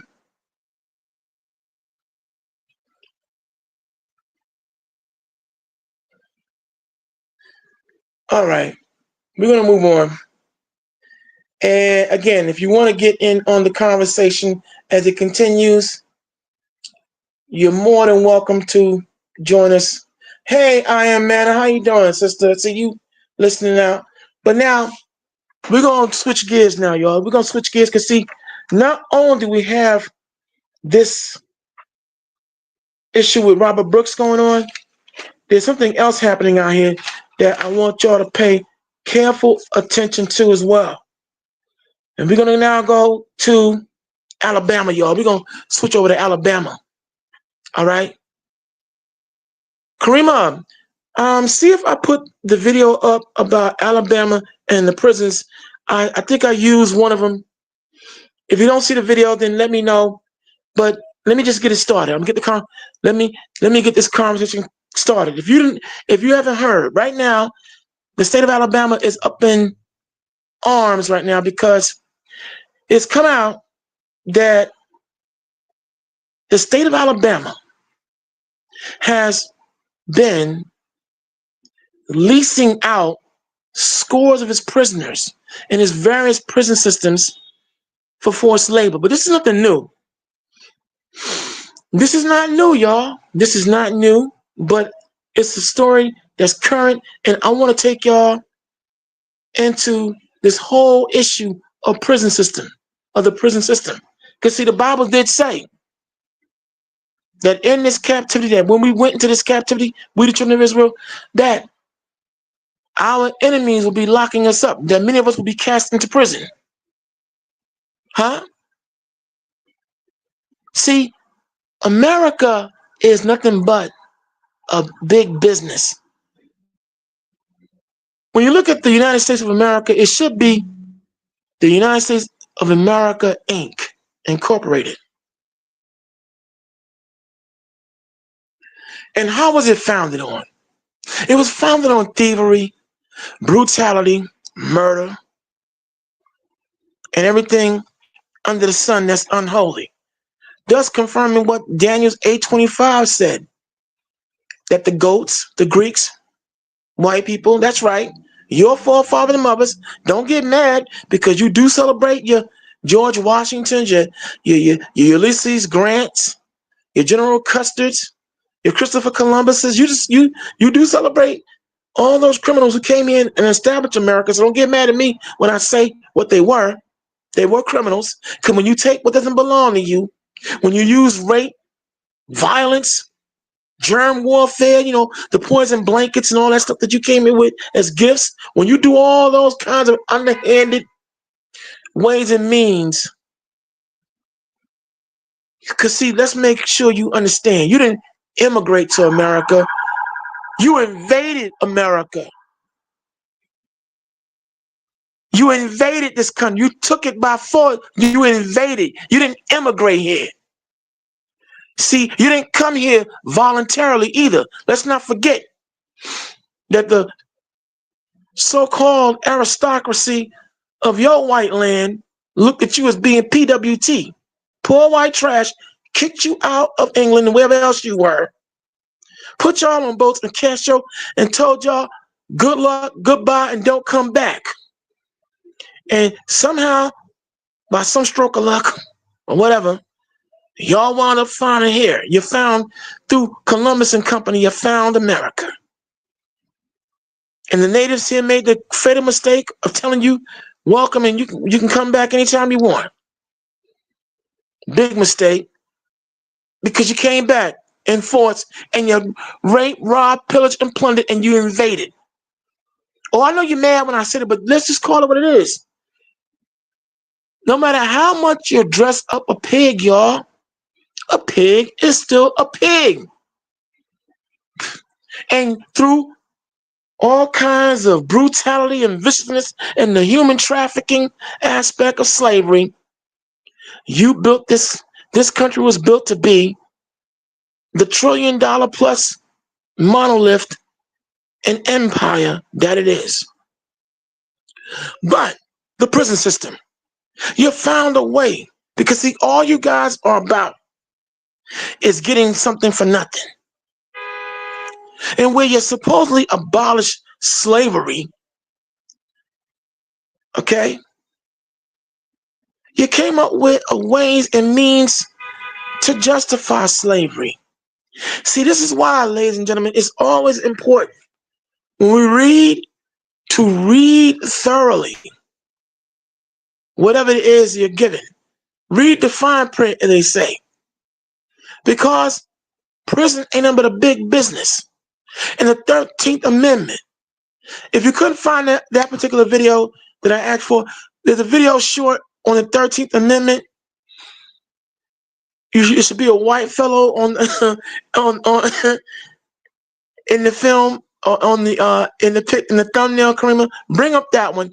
I'm gonna let my man here break it down for y'all what the 13th Amendment is, and we're gonna go into what Alabama is doing right now is dead wrong, and America as a whole has been doing dead wrong.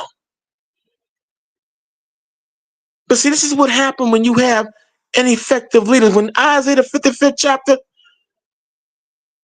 the entire chapter talks about the leadership of our people, the children of Israel. We are, I'm not going to even try to skirt around. We are the children of Israel. Our leaders yesterday and our leaders today are nothing but freaking worthless dogs. All bark and no bite. Just like the scripture said. They cause us to err. They lead us to nowhere. The 13th Amendment, y'all, when you read it, tells you that slavery is indeed illegal, but if you commit a crime and you become a prisoner of the state, now it becomes legal. See, what we call here in America the prison industrial complex, or industrial prison complex, this didn't just happen out of a vacuum. I'm going to take you back to 1986, y'all. 1986, and then President Ronald Wilson Reagan. There was a company based out of New Jersey, Rencor Industries. It has since, gone under, but Rencor Industries in 1986 will begin and embark upon appealing to the United States government to the usage of prisoners, and that, as a ways and means to take over a lot of jobs held by gainfully employed employees. But see, these employees knowing their rights, having their I's dotted and T's crossed, were costing many corporations of that time their bottom line, their profits. This country is all about maximizing profits. So it was Rencor Industries that would go before the United States government and begin legislation on using prisoners via the 13th Amendment as a ways and means now to cheapen labor. So with Rencor Industries appealing to Ronald Reagan and company, the Republicans, and of course the Republicans appealing to the Democrats, because the Democrats are the biggest party, they would embark upon and start this whole prison industrial complex that we now see it today. So in the process of time, in 1990, there are other factors and ways and means this went down, but in 1990, okay, the United States government took away $985 million. Let's just say round it off to $1 billion. In 1990, from TAP, Pell, and all the other loans and scholarships from colleges, and they started rerouting that money into the building and the development of prisons. Okay? From there, I'm going to jump to 1997. As this thing started to grow, in 1997, yours truly used to work at a particular investment house. So it was known as Smith Barney here in New York. It is now known as Citicorp. Because after Barack Obama became president, most of these investment houses are now gone. But in 1997 into 1998, used to work at this Smith Barney, and the capacity that I worked in, this Smith Barney, along with other then investment houses, along with other major corporations, underwrote at that time a $10 billion prison industrial landmark. It was called the Prison Industrial Landmark. I can't give away too much detail in case somebody might recognize me. But anyway, it was a $10 billion embarkment. And from there, going into 1997, going into 2005 on, all throughout the 50 states of America. Now I'm gonna use New York State since this is where I've been, rocking for a minute. All in upstate New York, they built 17 prison complexes at an operating cost of $1 million each, 720 cell double bed occupancy prisons, all upstate. Now, I've looked and investigated throughout other states, and I see the same prison building and development transpired as well. And as we now see it today, Alabama is just one of many states in America using prisons, but there's an outbreak of protest among the prisoners who are now, like I said, they're not having it. They're tired of it. So there's some unrest going on. But let me get to the point. Companies like McDonald's, I'm going to name some of the companies that have been benefiting from prison labor these last 20 some odd years or more. McDonald's, Krispy Kreme, Donuts, Victoria's Secret. That's right, Victoria. Your secret's out. Victoria's Secret. You had Costco. You had Rite Aid. You had Burger King. You had, there's hundreds of, but I'm naming the big ones. Okay? You've had United Airlines, Continental Airlines, Sunjet. That's right. When you calling in to make your reservations, that's right, you're talking to prisoners. That's right, you're talking to prisoners, y'all. Okay? Out there in Killer Cali, in California. All right? They've been using prison labor, saving hundreds of millions of dollars when all them fires break out. They're using prison labor. That's right. That saves them $100 million from training professional firefighters. They're using prisoners to go out there and risk their lives for $1 to fight all those fires. That's right. Okay? You got big time corporations who've invested into huge blocks. And before they, hold up, and as a matter of fact, before they died, if you remember Dick, what's his name again from American Bandstand? Dick Clark, and you had Bob Barker from The Price is Right. They along with other celebrities bought into buying blocks of prisoners that they will lease out to do road work, construction, getting all that money. Now here in Alabama, the reason that it's a problem is that here it is, it's coming out that you got some prisoners who aren't being paid a dime. And now there's a lot of revolt going on, and now they're being forced to do this where their parole, their release dates are being pushed back if they refuse to work. But who wants to work for nothing?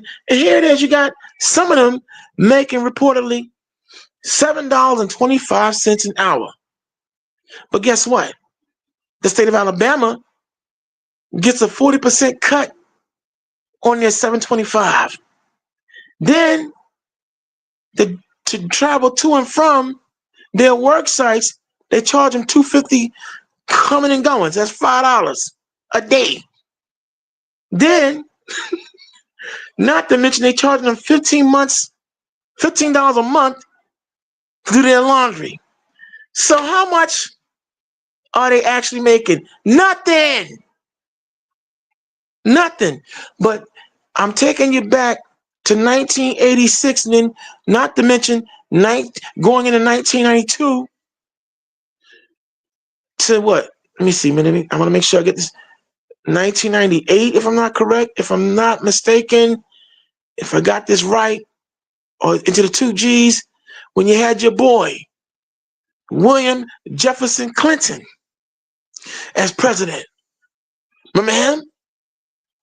That's right. Who signed the 3 strikes law or something like to that effect. No, he put into effect what was called the Wicked Employment Program, WEP.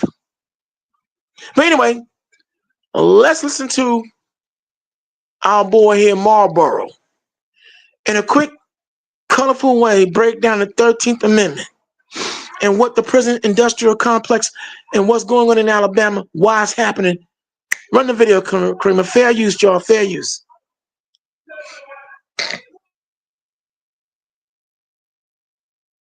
Percent did is they said, look, we are just going to find a way for slavery to not look bad, but we're still going to, right? Because all they did was they just started putting, instead of putting black people in like slavery, they just now call it jail. And it's and look, that's your modern day slavery. Nothing's changed in this fucking country for 400 years. And look, we as a people, we need to get together and tell these fucking people, because I'm not in any better position than a lot of other people. I do have privilege. I'm not going to deny that.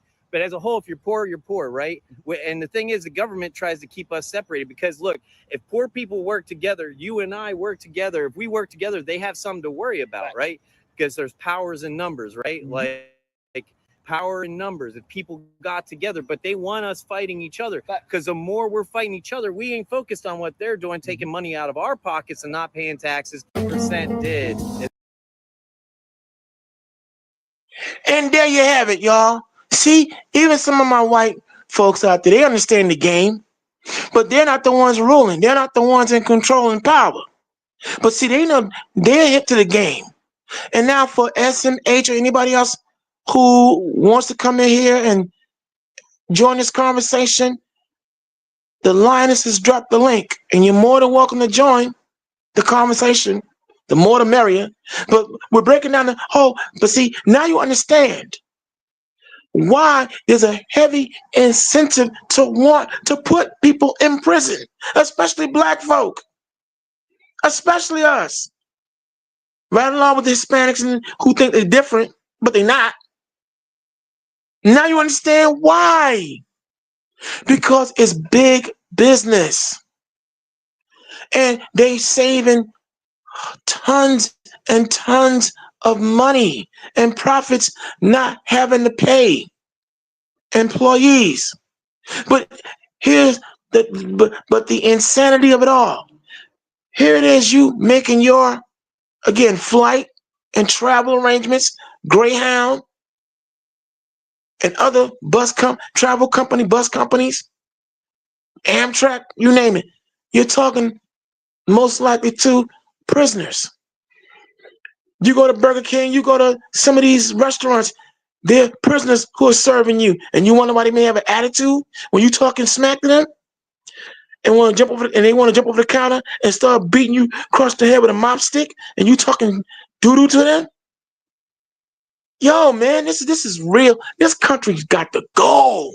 Oh, but I see the Linus has bought in a video.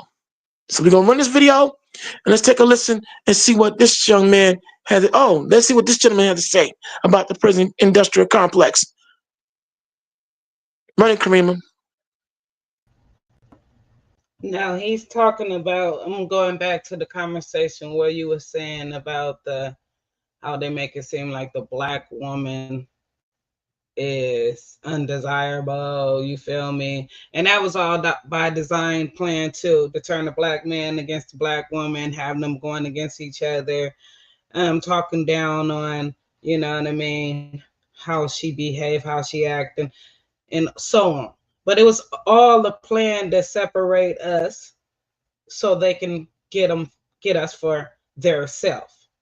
Because statistics says that rate of marriage with a white man and a black woman is very high.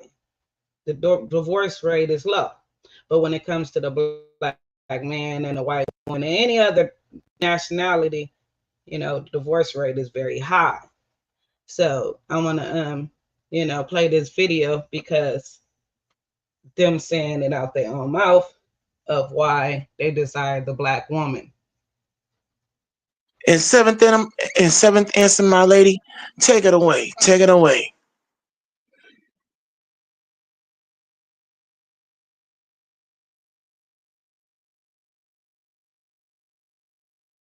And show y'all who the prize really is in our culture. Y'all put on y'all seatbelts. There's statistics on interracial marriage and divorce, and it's actually kind of interesting because a white man with a black woman has half the divorce rate of a white man with a white woman. And interestingly enough, if you reverse the genders and you put a black man with a white woman, they have twice the divorce rate of a white couple or a black couple. I mean, I think they apply either way. Hear that? That's a white man telling y'all that statistically speaking, a white man and a black man, a white man and a black woman have a higher success rate when it comes to marriage than all the others.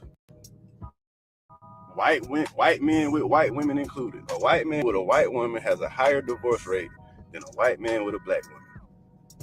And when black men and white women get together, the divorce rate goes up higher than what it would be if a white man and a white woman got together or a black woman and a black man got together. So statistically speaking, black men with white women are the worst category to be in.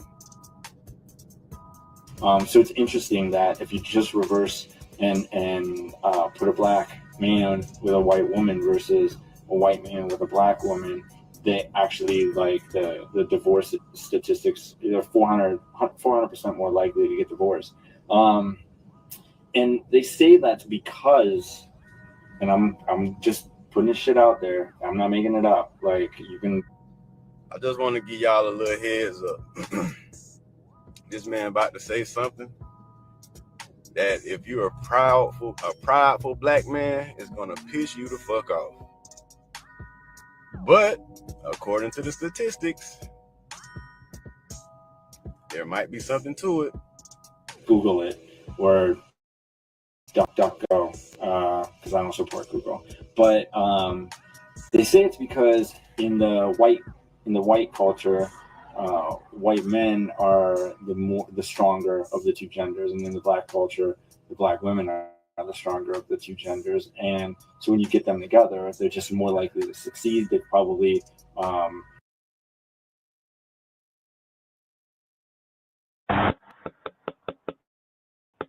Yes, Alden. Mom, you'll never guess what happened. Yeah, but now, yeah. I'm glad that video came up, but you know what, Dawn?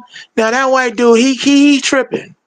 Let me just help. Now he on to something, but he tripping about that whole white man being stronger than black men. That's garbage.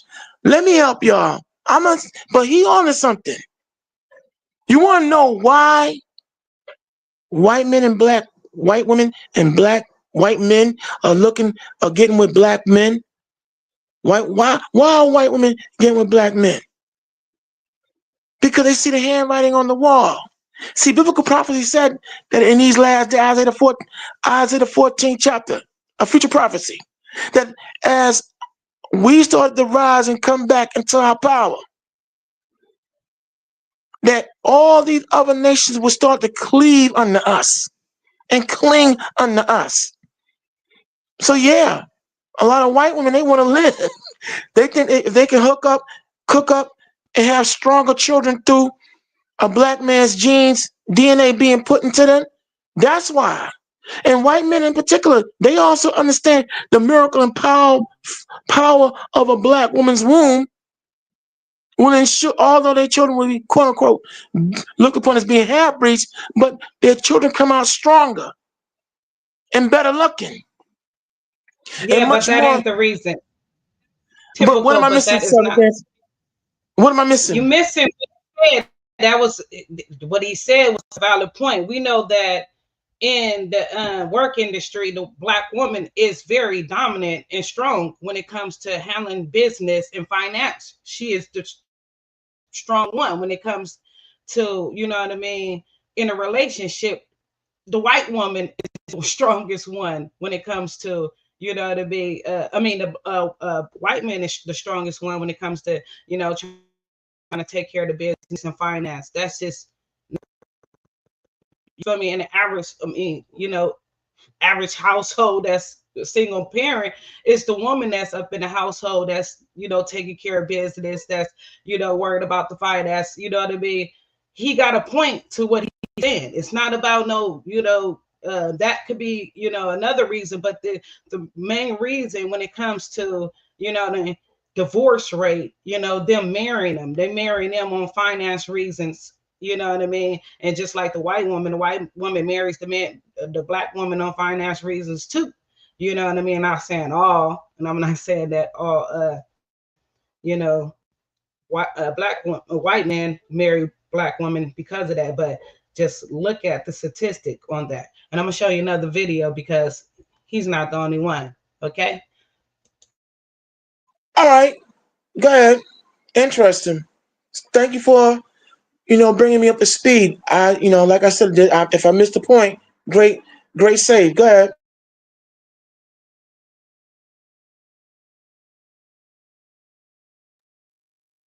Here's an interesting statistic. White guys view Black women differently than Black guys.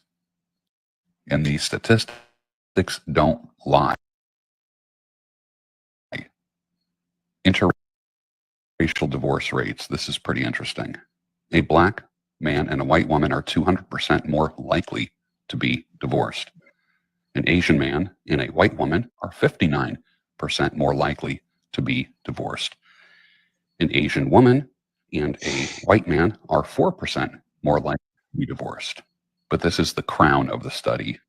A white man and a Black woman are 44% less likely to get divorced. Pretty interesting, isn't it?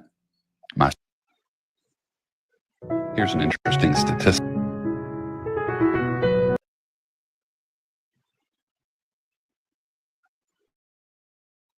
So as you can see, it's each one, teach one, reach one, and we do our job. Okay, seventh answer, great saving. Thank you again for, helping your boy out here see the bigger picture. I got caught up in another unnecessary detail.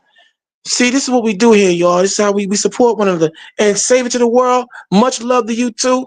And thank you for appreciating the show. Oh yeah, time out. Real quick. Listen, for all y'all that's in here listening right now, hit that like and subscribe button, y'all. It's free. Show your love. Hit that like, hit that subscribe button. It's absolutely free. And run this video. Cause see, seventh answer, you on a roll right now. So go to work.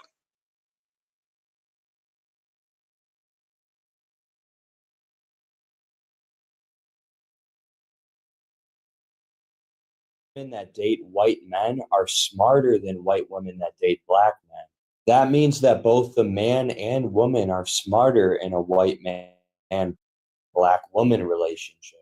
Is that why the children of these different pairings turn out? What do you think about interracial marriages? This is a study from Pew Research Center taking data from 2014 to 2015 of the American Community Survey. This graph here shows the percentage of U.S. newlyweds who are intermarried. Asian women have the highest chances to intermarry, meaning they are more likely to marry other races, almost twice more than Asian men. And Black men are twice more as likely as Black women to intermarry. After Asian women, it would be Hispanics people. They are very likely to intermarry at a quarter of a chance.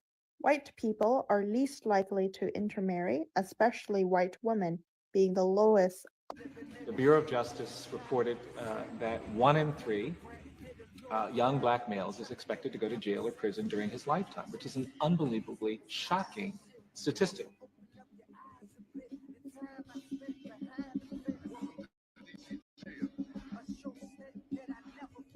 Black men account for roughly 6.5% of the U.S. population. They make up 40.2% of the prison population. We now have more African Americans under criminal supervision than all the slaves back in the 1850s. The prison industrial complex relies historically on the inheritances of slavery.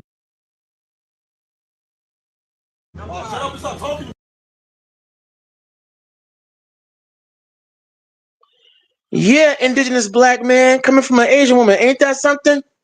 And welcome back, you all. Now, as you can see, when I say we hit you with nothing but frequently accurate, correct truths, the facts, that's what we do. You see why I call Karima the seventh answer? Because here it is, she'll pull things out of the universe and bam, just bring the big picture. That's why she at the control tower. See, no turbulence. That's right, indigenous black man. That's right. So we going all the way in. And now we back. She and see, seventh answer. I like how you brought that prison thing in. And indigenous black men, you might want to get in on this conversation that you talked about prison, the prison system yourself. And we're talking about what's going a controversy popping off in Alabama right now, where it's coming out how these Alabama prison systems are using black men. See, now you understand why it's imperative for criminality. As Malcolm X said years ago, crime is created. You maneuver into crime. You're steered into crime. No one's born a criminal, but they create environments and situations and then use the law as a ways and means to give black men more time than they would their white counterparts or anybody else. Think Joe Biden in the 1994 crime bill. But before that was 1986 when the prison system through Rencore Industries under the presidential administration of Ronald Wilson Reagan got a brainstorm. Yo, we got all these black guys and they're doing time in prison. Why not use them to subterfuge and take over all these jobs that we're paying people out here, and we could use that. We can use their labor. And let's face it, y'all, prison labor is a capitalist dream. There's no unions. You can use the 13th Amendment as a ways and means to get them in through slavery and make them work for nothing. And again, there's no union. They did the crime. They got to do their time. And you make money hand over fist. So Rencore Industries began this way back in 1986. 1990, you had $985 million, $1 billion rounded off, to start the building of what is in construction of the prison industrial complex. Then 1997 going to 1998, you had a host of investment houses. Smith, I'm a name. They're no longer in existence today. But yeah, Smith Barney, Salomon Brothers, Bear Stearns, Deloitte Touche, all these corporate investment houses construct a $10 billion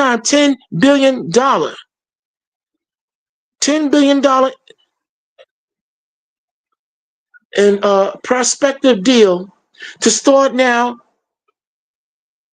truly incorporating prisons or the prison industrial complex and bring it into the fore and bring it into a reality. And from 1997 going into 2007, they wound up perfecting it. And now, like I said, Krispy Kreme donuts, McDonald's, United Airlines, Continental Airlines, Sunjet, you have Victoria's Secret, and so many other corporations who bought into what we now know to be the prison industrial complex. And this is why, Alabama, California, New York, Chicago, you name it, this is why they're making money hand over fist. But now it's a problem in Alabama because now we're having revolts. Look, man, here it is for some of those guys. They pay them, like even in California, like I said, all those forest fire or not forest fire, all those wildfires. And you have a block of prisoners learning this. I forget the name of the company that, you know, hired them and used them, but yet here it is, say the state of California, $100 million to hire professional firefighters. You use these prisoners, paying them $1 a day to fight them damn fires. And then when some of the brothers got parole and went and applied to the company that they were using out there, they get told they can't be hired because they have a criminal record. But they would say, well, we worked for you guys when we were in prison, showing you the game.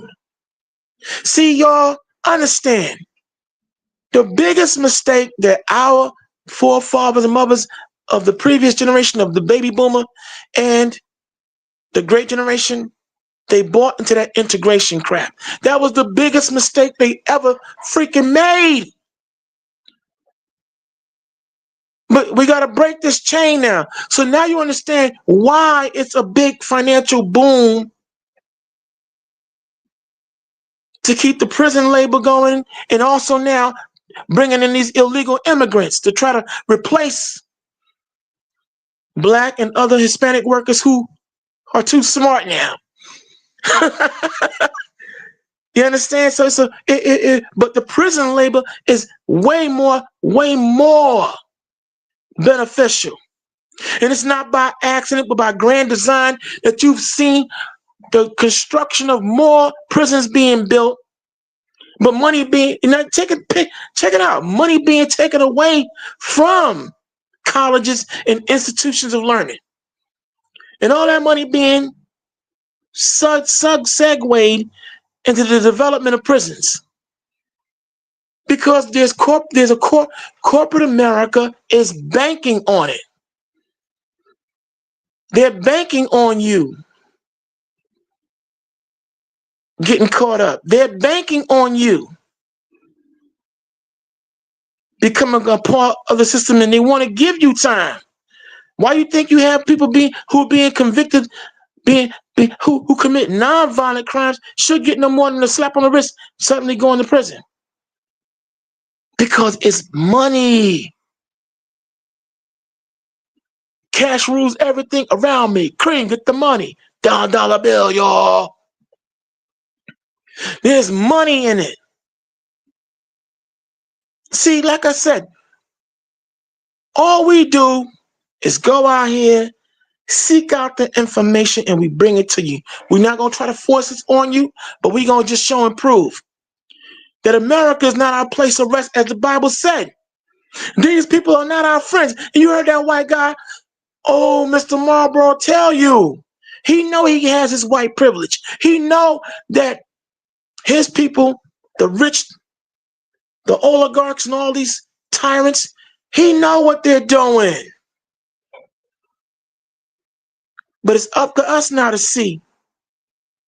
It's up to us now to break this chain. Because, see, we can't continue to have all these freaking vultures feeding off our blood. We're not going to make it.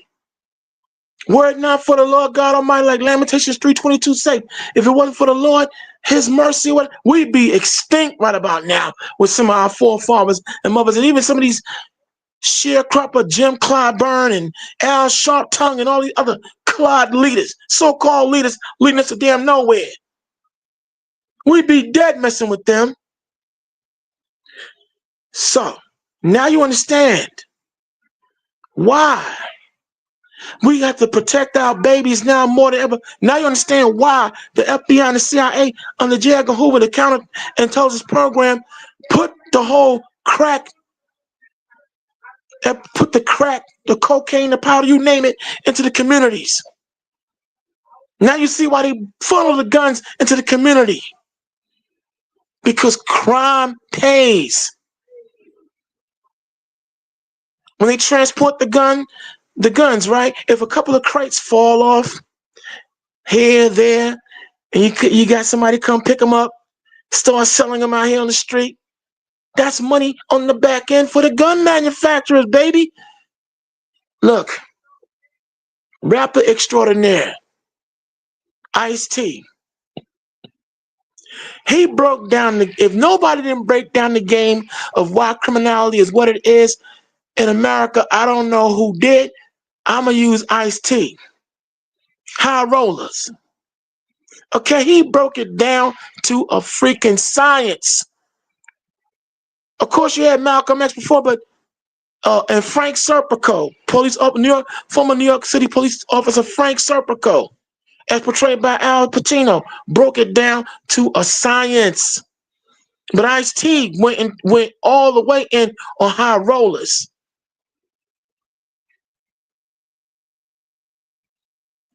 Movies like New Jack City, the Nino Browns and all that, okay, and all the other, based upon real bosses out here back in the 90s, 80s and 90s, who many of them are dead and gone or some are doing time, but money.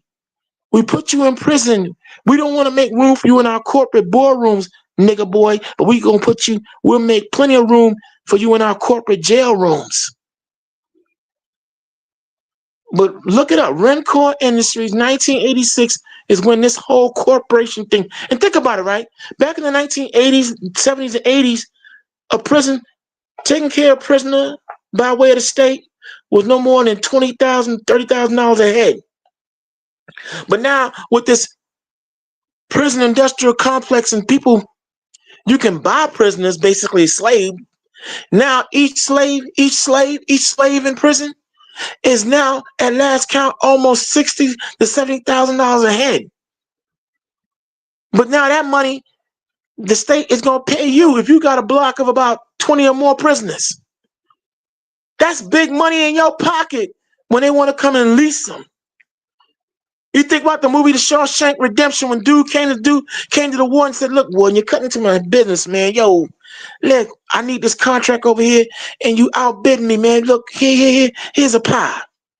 And of course, in the pie was a big stuffed envelope saying, look, back off, let me have that one, okay? And I'll cut you a deal, baby.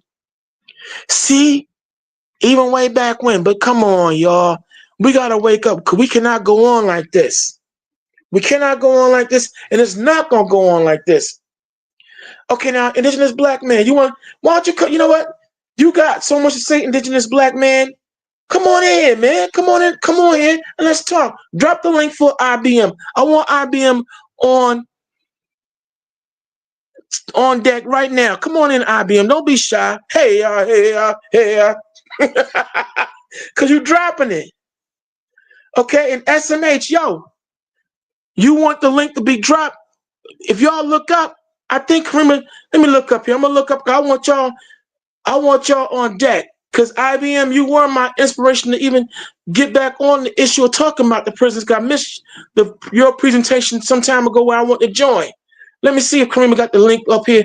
If you look up, let me see if the link. Well, okay, seventh answer. Drop the link. I want them on deck. Don't be shy. You said, okay, IBM, you said that robots are taking human jobs. Like I said before, the immigrants are going to be new prison fillers. Yo! Damn, you got to come on in. You got to come on. Please. Okay, so I want to play this video because it goes along with the finance part. That black man knows, you know what I mean, that he don't run off with his money like people say, you know what I mean. And then the other video I want to play is dealing with lies. I'm going to clear up a little bit of lies when they say the black woman is the cause and the reason. Like I said, all this is designed to turn the black man against the black woman, you know what I mean? And it's vice been, versa. you know, the gender war for a minute, you know? Yeah, and vice versa. But I just want to clear up some lies real quick. All right. You sound like Mr. T. I'm gonna beat the food, some of them lies. That's and drop that link as well. But anyway, fair use, y'all. Stand by. Every time a black man gets some money, he marries a black woman. Every time a black man gets some money, most of the time he marries a black woman. Look at the statistics. I'm gonna say it over and over again till y'all stop. Black men that make above 100K, 83% of them are with black women. Okay, y'all talk about this. 74% of black women that make over 100K are with black men. So when we get money, we stay with the black woman. They stay with us too, but a little different. But most of us with money marry other black people. Y'all gotta stop with that. Even when we don't got money, y'all act like we the ones that interracial date the most black men. Majority of us stay with black women. There's a lot of other groups in America, a lot of other men that date outside their race and marry outside their race more than us. Look, statistics. Y'all got so much information out there on the internet, but y'all choose to spread rumors and stereotypes. See, like we like to spread stereotypes the most. And y'all talking about the ballers?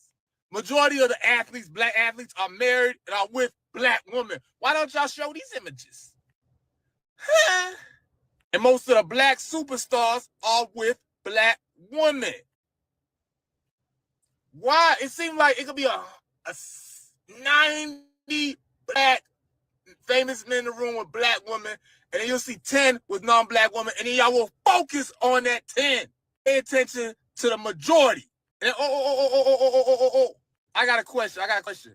Why when black men, famous black men or non-famous black men, they're outside their race, they could be saying nothing negative, but we get put under investigation. Like, why y'all question us so much? Now I understand if they put up with a hanky-panky, something they could find at your local Walmart in the pajamas, and you got money and you going for that. Yeah, question them, brothers. But if you with some nice vanilla or some nice spice or nice from another country, you know what I'm saying? What's the issue? Especially if they ain't saying nothing bad about you, and especially if they don't claim to be pro-black. Why do we get questioned the most? Like, leave us alone. Let's have our freedom. Like, when he was with the sisters, y'all applauded him, said congratulations, yeah. Why he didn't get questioned? Even his own people didn't question him that much. Like, they didn't say, why do you like the sisters, bro? Oh my God, I can't believe he's with them. Like, they don't get questioned. I said, oh, when they with money, they stay with their own. Mike Zuckerberg, he got money, and he's with an Asian woman, and people, they wish them good. They wish them good. They say nothing. Why nobody question when the dudes go outside, they outside their race? They don't say nothing like, oh, yeah. But us, we get put under investigation for not loving our own and not loving our people. Why? Even the famous black woman, when they go out, they like, hey, I'm glad you found yourself a man. People applaud this relationship. They don't say nothing about it. But let it be reversed. They would have been saying so much. And also, people get funny, you know. If she was Kawhi Leonard's wife or girlfriend, you know, I'm not sure what status. She's half black, from what I know. And if she was a regular woman that said, oh, she's half black or something like that, when they find she's black, they say she's black. But since she's not that famous, they question everything. I thought mixed people are black. Y'all need to stay consistent. And another thing, leave us alone when we not saying nothing wrong. We don't claim we pro-black. And if we pull up with a nice one, only time you got right to criticize, in my opinion, if we claim we pro-black, if we pull up with a hanky-panky, or we saying something bad about our people. Other than that, leave the brothers alone. Treat us like you treat everybody else. I thought everybody about racial equality.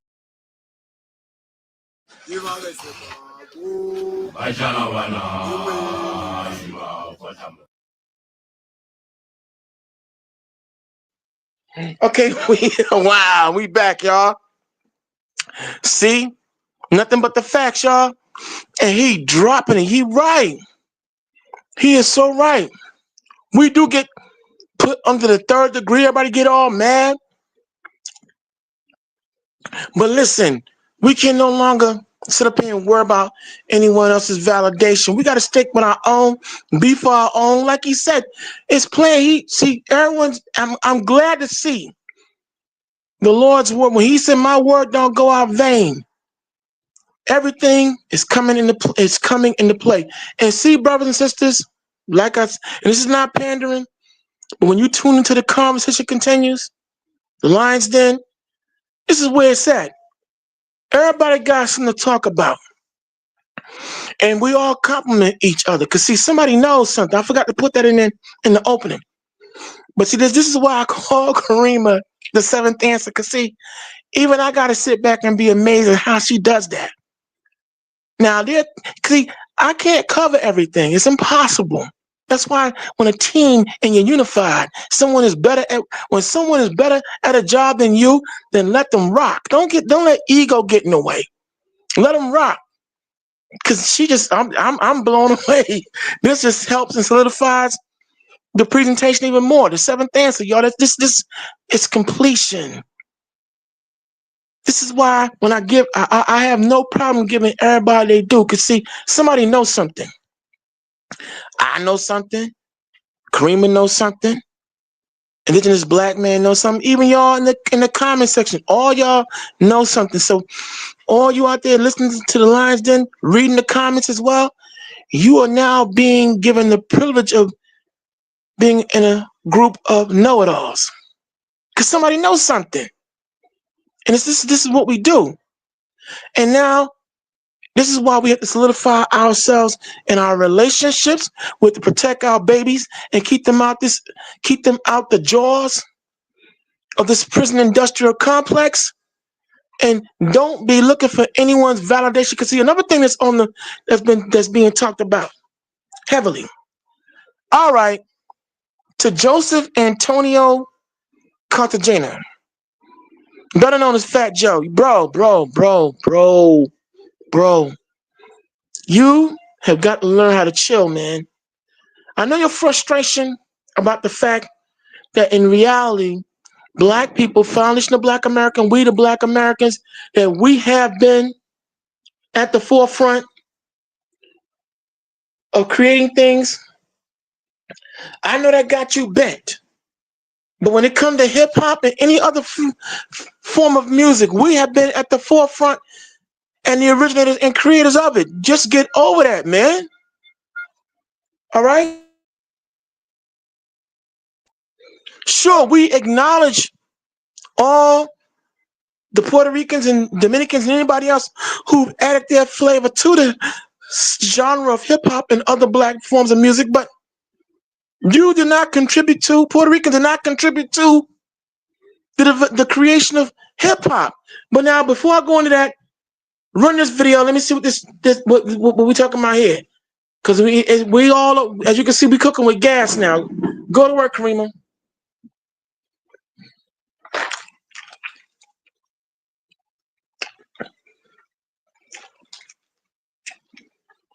Single mothers are literally the worst parents on the entire planet. Statistics back that. Over 70% of young men that grow up under a single mother in particular, end up in prison. So everything that this man just said is a complete lie, which means it must be time for another round of These Aren't Facts. They're just things you made up to justify your feelings.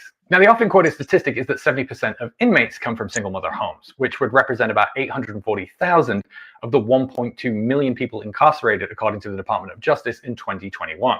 Meanwhile, 70% of the estimated 19 million children raised in single mother homes would be about 13 million. And I'm not sure how Aaron's defining young men, but even if we adjust for that, it would still be an absurdly wrong number. Okay, so Aaron misspoke, but what about that 70% statistic? That has to be correct, right? After all, it's repeated everywhere. Women got to hold themselves accountable because 70% of boys in jail are raised by single mothers. Single sisters are to blame for the high population of men in jail. 70% of youth in juvenile delinquent facilities come from single mother homes. 80% of all youths in prison are from single mother homes. If you compare a single mother, there's 80% chance of going to jail. 80% of all prison inmates came from single mothers' homes. I did the research. 80% of black males who are in jail come from single mother homes. We are filling up these prisons with fatherless kids. Okay, so we're not sure if it's 70% or if it's 80%, if it represents all prisoners, just young men, or only black men. But what we do know is that prisons are full of young men from single mother homes, and the women folk are to blame for it. And this statistic has been copy-pasted across every website for fathers' rights groups and family law attorneys representing fathers. But notice that it's different. It's 70% of juveniles in state-operated institutions, not prisoners. But even that claim is wrong. It comes from this 1987 report from the Bureau of Justice Statistics. And it says across all juveniles in state-operated institutions, 70% of them did not come from a two-parent home, which includes single mothers, but also single fathers, homes where the child was raised by other relatives, and foster homes. In fact, single parents only 54%, And of that, 48.4 were single mother households. But it's important to remember that this is 35-year-old data about juveniles in juvenile institutions, not prisons. And they only surveyed about 10% of juveniles, so while it might be indicative, it should not be taken as a concrete fact. Now, the statistics on inmates are actually fairly easy to get, thanks again to the Bureau of Justice Statistics. And in 2002, they showed that the number of offenders from single mother homes actually dropped from 41 to 39%, and went back up in 2016 to 41.1%. Meanwhile, homes with a father represented 40.7% of all offenders. It's almost neck and neck. So while prisons may not be overflowing with offenders from single mother households, it does represent an elevated risk about 2 to 3 times. And since your lifetime incarceration risk is about 5%, what that means is instead of 70% of children raised by single mothers going to jail, actually well over 80% will avoid ever seeing a jail. Okay, but that still means that single moms offer the worst outcomes, right? Well, studies have also looked at incarceration rates for different household types. And they did again find that 3 times risk for single mother households. And you can see that when we adjust for social, educational, and economic disparity, that risk drops to about 2 times. But before single fathers start to crow about this, look what happens when dad gets a new partner. They offer some of the worst outcomes. And when we remove the economic advantage that single fathers often have, you can see that single fathers with a new partner offer the worst outcomes, beating out single mothers with stepfathers, and even children not raised by either parent. So if we really care about childhood outcomes, we need to be teaching men not to ignore their children the minute a new woman shows up. And even if we just want to focus on improving the outcomes for single mother households, then we need to talk about what causes them, which is absentee fathers, because absentee fathers are a huge problem. Anywhere between 1/5 and 1/4 of all fathers have no contact with any of their children. And this is often framed as, oh, my baby mother or my bee of an ex-wife doesn't let me see the kids. But that's also not true, because when we look only at men with high levels of custody, 40%, almost half of those who start out with weekly contact virtually abandon their children within 8 years, having little to no contact. And studies have looked into the risk factors for father abandonment and found that once again, top of the list is fathers who have a new partner. And if they have a child with that new partner, then virtually all of them abandon their previous children.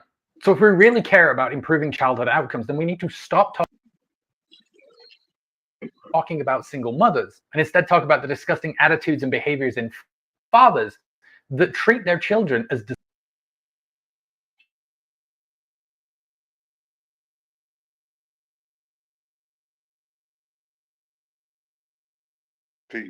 Peace, good brother. Peace, Kareem.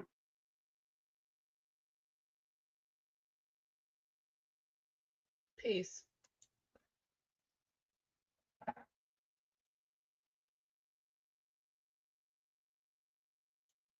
We can't hear you if you're saying anything, baby Hebrew. Okay, my mic went mute. I see. Okay, well, welcome, brother. And how about this? Rather than me saying What up, baby Hebrew? What's good with you, bro? what's good, since you here with us now, how about this? Welcome, and what's on your mind and what we talking about? You know what's been lately on my mind has been that Fat Joe situation, but you know I ain't gonna keep talking about that shit. But I'm gonna let you talk because you teach. Oh, okay, now see, you know what? Okay, seventh answer. Let me say this: anyone who, when I invite y'all to come here and talk, it's time to talk. We can go in any direction you want. Yeah, Okay. I mean, any direction you want to go. You know, But since you're here, and you normally have a whole lot to say, I want your opinion on the issues we're talking about. I know the Fat Joe thing, we ought to talk about it because see, it's not just Fat Joe. You had Busta Rhymes and so many others who are in their feelings, you know, trying to come at Black Americans in such a rude and hostile way. Look, let me break this down. Our music, our culture, anybody else who comes in, you are a guest. You make your money, that's fine, but understand you're coming in as a guest because you're number one with a bullet. What I always got tired of, this whole thing about hip hop began in the basement of Kool Herc. No, it did not. It did not begin in the Bronx. See, I'm a jump. Tariq Nasheed. Everybody, see. When Fat Joe tried to get it, Tariq Nasheed, whether you like Tariq or not, okay, Tariq, I like Tariq. Okay, I've always liked Tariq from the days of old. Okay, when he was known as K Flex, but he stopped being K Flex. But real talk though, when he went in and bought the origin of our music, and cause see what it is, we got Vlad from Vlad and all these DJ Khaled and all these other culture vultures who take and we let them, when you give them an inch, they take a whole damn mile. And next thing you know, now you got Joy Reid and everybody talking about how you had Busta Rhymes talking about Yeah, America had and no culture and hip hop beginning Jamaican. Yo, and bro, you know what? You know what? go, go, go, go. Why you saying that? That's why Dame Dash he gets so much pushback. But Dame Dash he wasn't lying. These motherfuckers is culture vultures.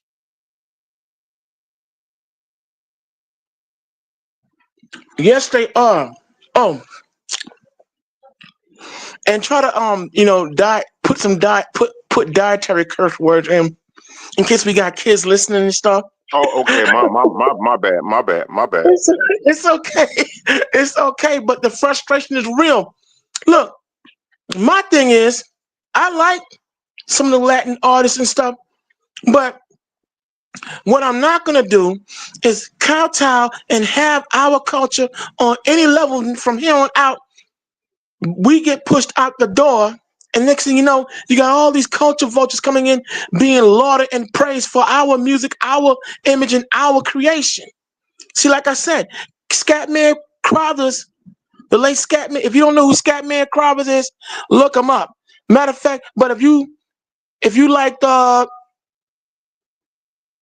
Hong Kong Phooey, that's Scatman Crothers. Hong Kong Phooey, #1 super guy.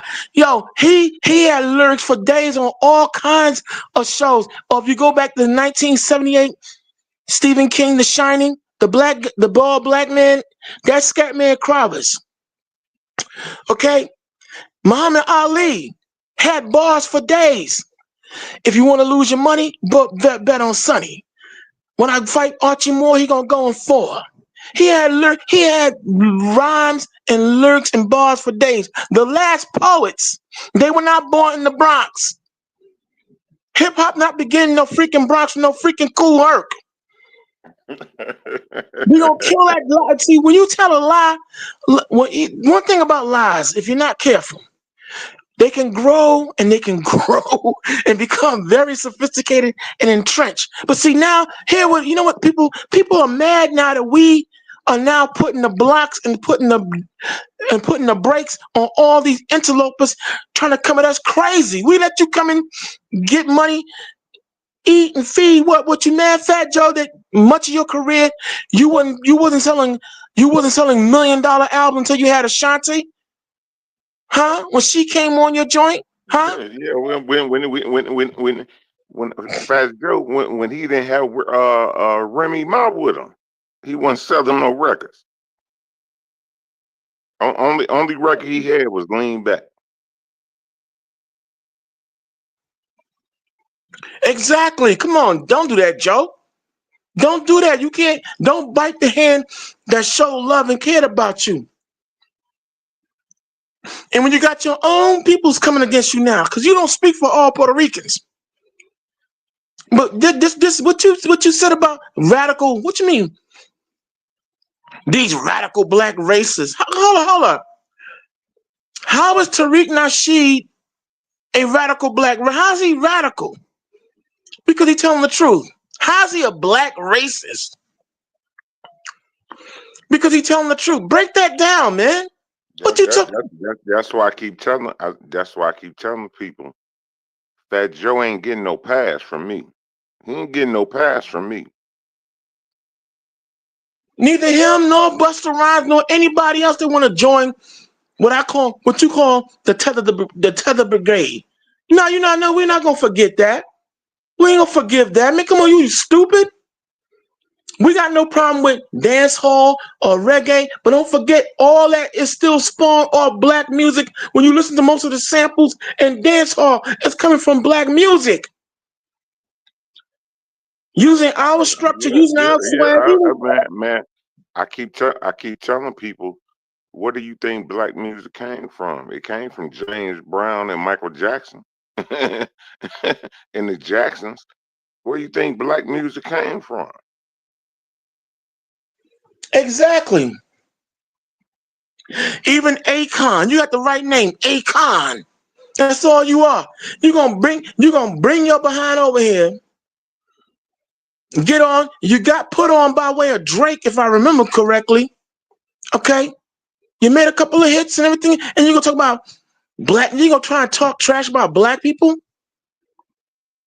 You wasn't hitting in Africa, wherever you came from in Africa. You was not hitting over there, Akon.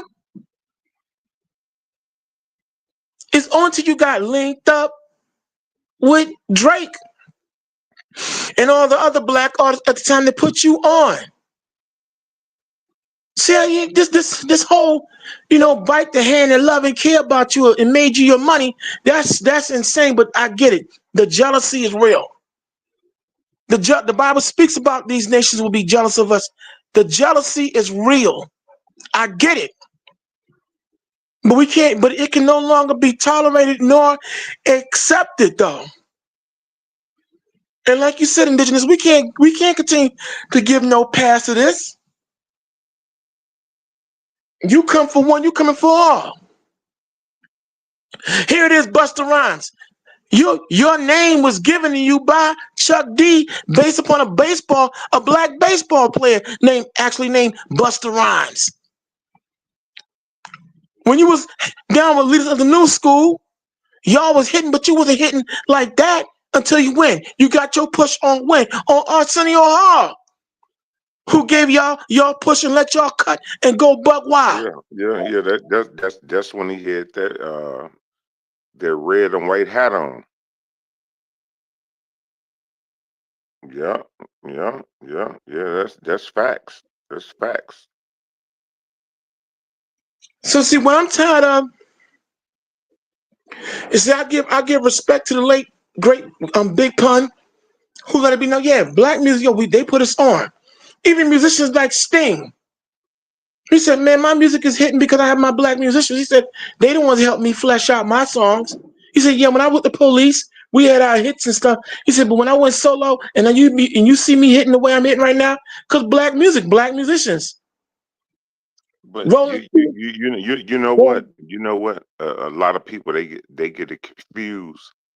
Not to cut your wisdom, they get it confused. Yeah, pop locking and break dancing. Yeah, okay. I get that to Puerto Ricans. I ain't got no problem with that. But when you talk about rapping, it was nothing but us. Plain and simple.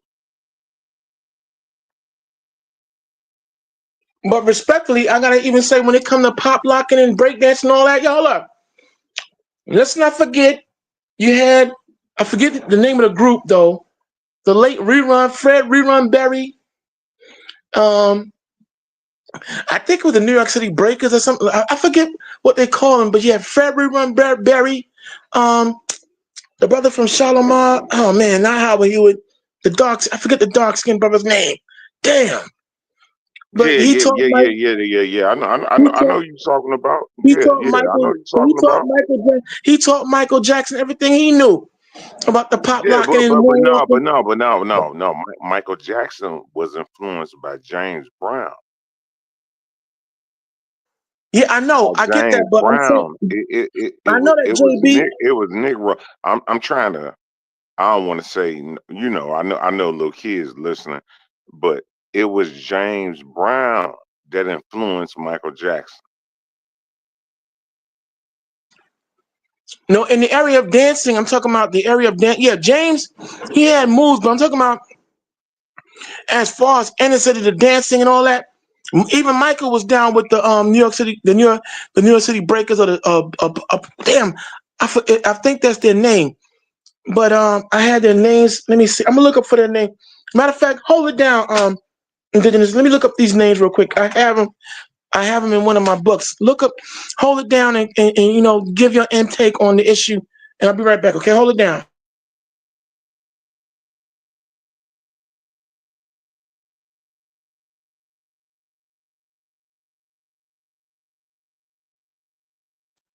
Yeah, I'm back. But now, when you had the late, and most of them are now gone, dead and gone now. But when you had Don Campbell, Locke Campbell. You had Fred Rerun Berry. You had the late Al Aldolfo Ozone Quinones. You had Greg Campbell, Locke Jr. and a host of other divas that they were known as the New York City the New York City Breakers. These dudes, the whole pop locking and all that stuff, man, yo, they was killing it. All right, that whole genre came from brothers. The whole electric the whole electric boogie wound up, but before it was the electric boogie, it was the robot. We were doing all that. Now, of course, the Puerto Ricans and Dominicans came along with their flavor and took it to a whole nother level. But let's not forget the origin though, the break dancing and all that, man. Come on. When you had that, I forgot the name of the song, but Apache, there it is. Yo, brothers, we was killing it in New York and LA. Would join the fray. Oh, yo, see. I know. You know what I think it is. I think when you look at certain areas of the country, right? New York is so much. It's a big melting pot. So out here in Chicago, it's not no melting pot. It's number of brothers and sisters out here. You feel me? So it's a little bit different. You know what I'm saying? Okay, Salaya Ben Yah, let me help you on what we're talking about. What we're talking about right now, cause these are several talking points that I brought up. We're talking about right now the issue of how we have Fat Joe, rapper Fat Joe, better known as Fat Joe, but his actual name is Adolph. Okay, oh my God, I'm getting his name. His actual name is Joseph Antonio Cartagena. He made some very disparaging remarks about foundational Black Americans, the whole organization, getting at most notably Tariq Nasheed and his wanting to be in denial about how hip hop started.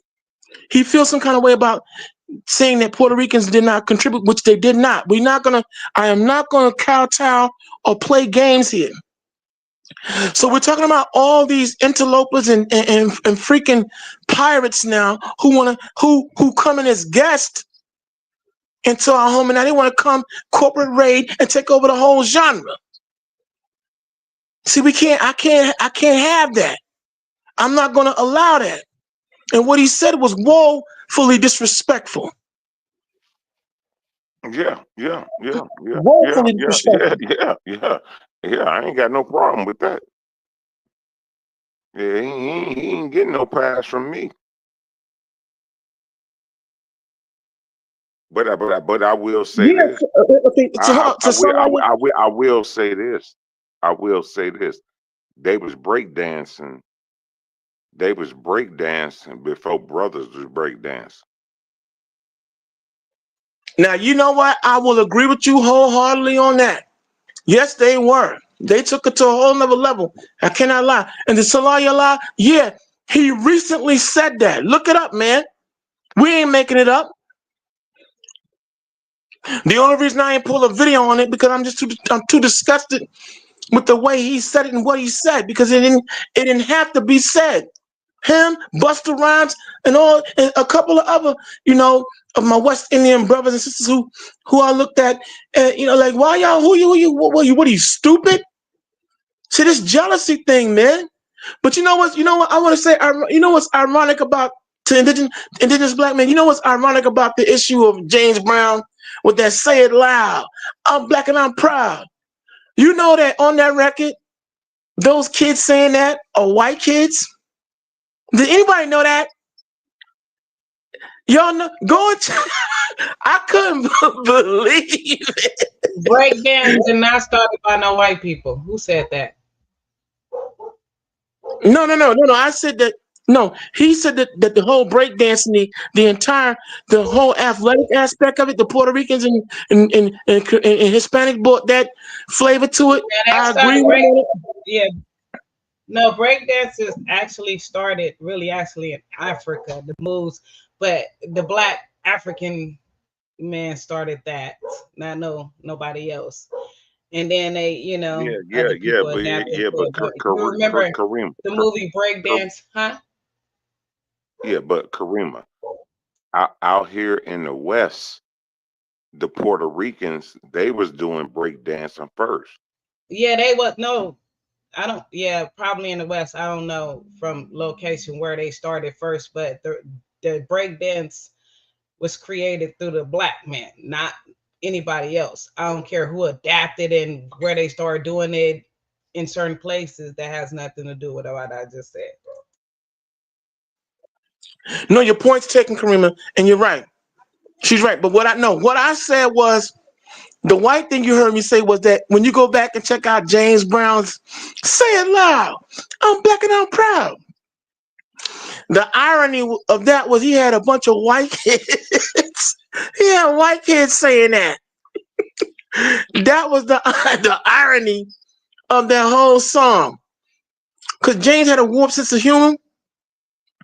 So he went out here and hired some white kids to come in and say that on that record. So yeah, that's what you heard me say. I didn't say anything about white folks creating no break dancing. Cause see, looking at the Olympics and looking at Ray Gun, it was clear that white folks did not create no damn break dancing. But I'm just saying, Salayala, and anybody who don't believe me, No, just look at. you can say it, but I was just saying, I have to clear that up. Like, oh no, No, you're right. You're right. Hold up. You got videos showing, some of the dances that we do, even some of the club dances that we did back in the day. You can see Africans doing it in their native land and all that, just killing it. Okay. But then you had the Nicholas brothers and all these dancers from way back. They was murdering the dance floor. Okay, and all that. They had white dancers, white people imitating them, Bing Crosby and all the rest of them. Imitate Fred Astaire, stealing moves, left, right, and center. So yeah. But I'm just saying all this disrespect of us Yeah, and our creativity got to stop. Go ahead. yeah, no. I was gonna say that's how Elvis Presley came up because he was stealing all Yeah, our I was just moves. about to say that too. On everything, stealing Yeah, stuff. yeah, he was stealing all our moves. Y'all seen the movie Breakdance?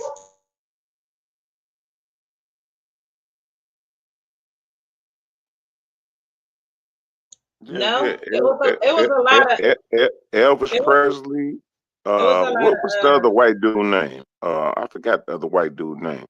But they were stealing all our moves from Michael Jackson and James Brown. it was a lot of Latino brothers and black brothers in that movie. Yeah, but are you talking about what was that guy's name? He sang "Great Balls of Fire." What was his name? You check my nerve and you're right on my brain. Come on, y'all. What was his name? He was another. Oh my! Him and Elvis Presley both were thieves, but I forgot his name too. I can't think of his name. Yeah. He was a rotten. He was well. I don't want to say the word, but he was a rotten. MF too. Yeah, but there was a black guy that wrote all those songs that Elvis sang, and I'm getting brain freeze on what his name was. But I'm just saying, look, what I'm tired of is people these tethers, and I hate using the word tether, but when you act like a tether, you're gonna have to get called one. There's another word I want to use, a B word that sounds like itch. Why? Hold up. Why are y'all coming at us and we're the ones that put y'all on? We're the ones that, for the most part, campaign for many of you to be in this country. Everybody want to pile up on Black America. Why? What? Are you mad because, look, the Lord made us this way? If that's your case, then that's your problem. But we're not going to apologize for nobody. We're not going to take no back seat to no damn one either. And what you're not going to do You is know what take. it is. You know what Go, it go. is, brother. You know what it is. a lot of our people, they just scary. They just scared. I said, stop being scared. I said, F these people. You know, I ain't gonna say the word, you know. I don't want to disrespect Karima, but F these people. You know, stop being scared. Straight like that. You understand? I agree. And yeah, you had Pat Boone, but it's not just Pat Boone. What was that dude's name? I know it's gonna come to me when I finish the show. But they even did a movie about him. But oh my God. Moving on though. Yeah, but all these white acts that used to steal black music. That's why Bo Diddley used to be so mad, and Little Richard too. I know that James Brown, he hated the role. He hated the Rolling Stones in particular. He hated Mick Jagger with a passion at one point because you know who else, brother? Not to cut your wisdom. You know who else stole a lot of stuff was Jackie Gleason. He stole a lot of stuff from our people. Stole it. Really, like what? Yeah, yeah, yeah. Yeah, a lot of people they don't know that. He stole a lot of stuff. I don't want to say the word, but he stole a lot of SHIT from our people. Okay, now see, I had no idea. No idea. But now you know what? I see Karima got the video, and I want you to run the video, Karima. If I think I know what this is, but run it anyway. And y'all you're tuning into the conversation continues by way of the Lions Den. Stay tuned. Stand by. Go to work, Karima.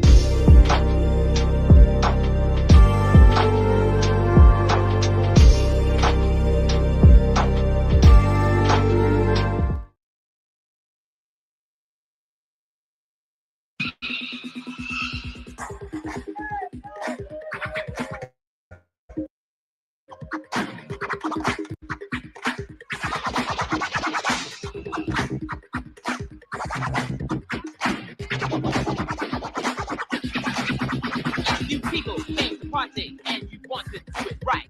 You got to rock and shock this body. So, let's feel the groove tonight. Now first you all must feel that this party is for real. So listen to the glove and beat. So down on the wheel of steel. Move your body to the beat. That's what makes this groove complete. The glove mixes are unique. We will take you to your feet. And I am the ice. Free empty on the mic. We're here to rock this house tonight. And hip hop with a break of light to rock that. Let's knock you out. Rock this. And you don't quit.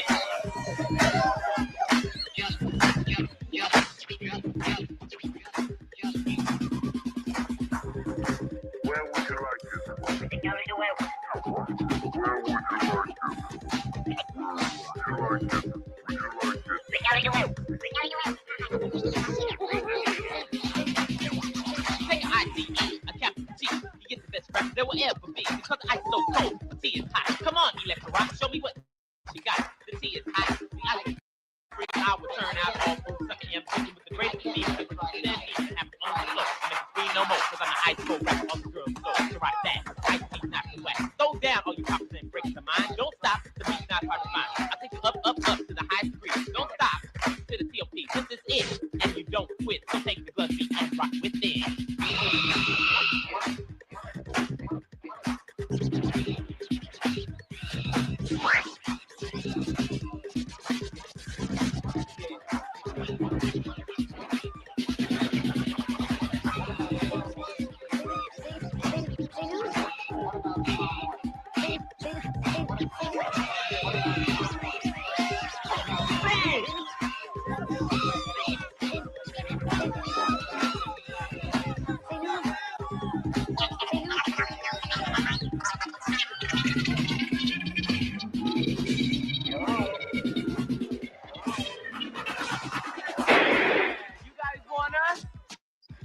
Then come and get it.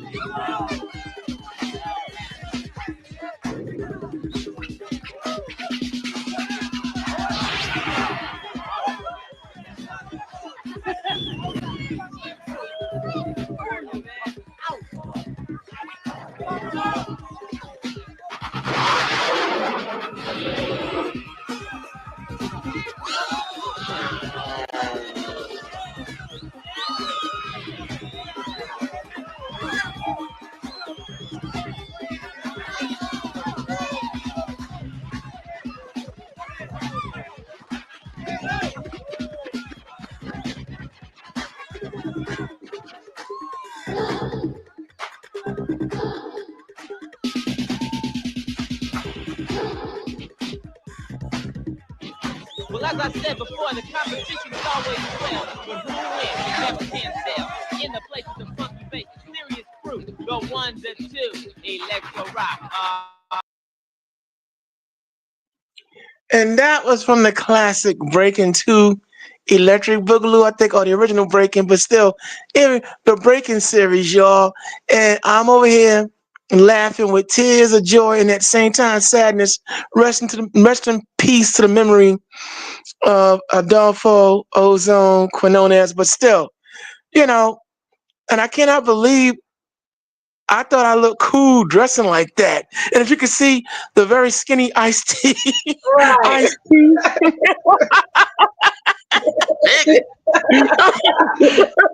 Nigga.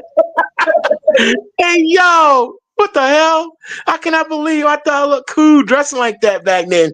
But we're just saying.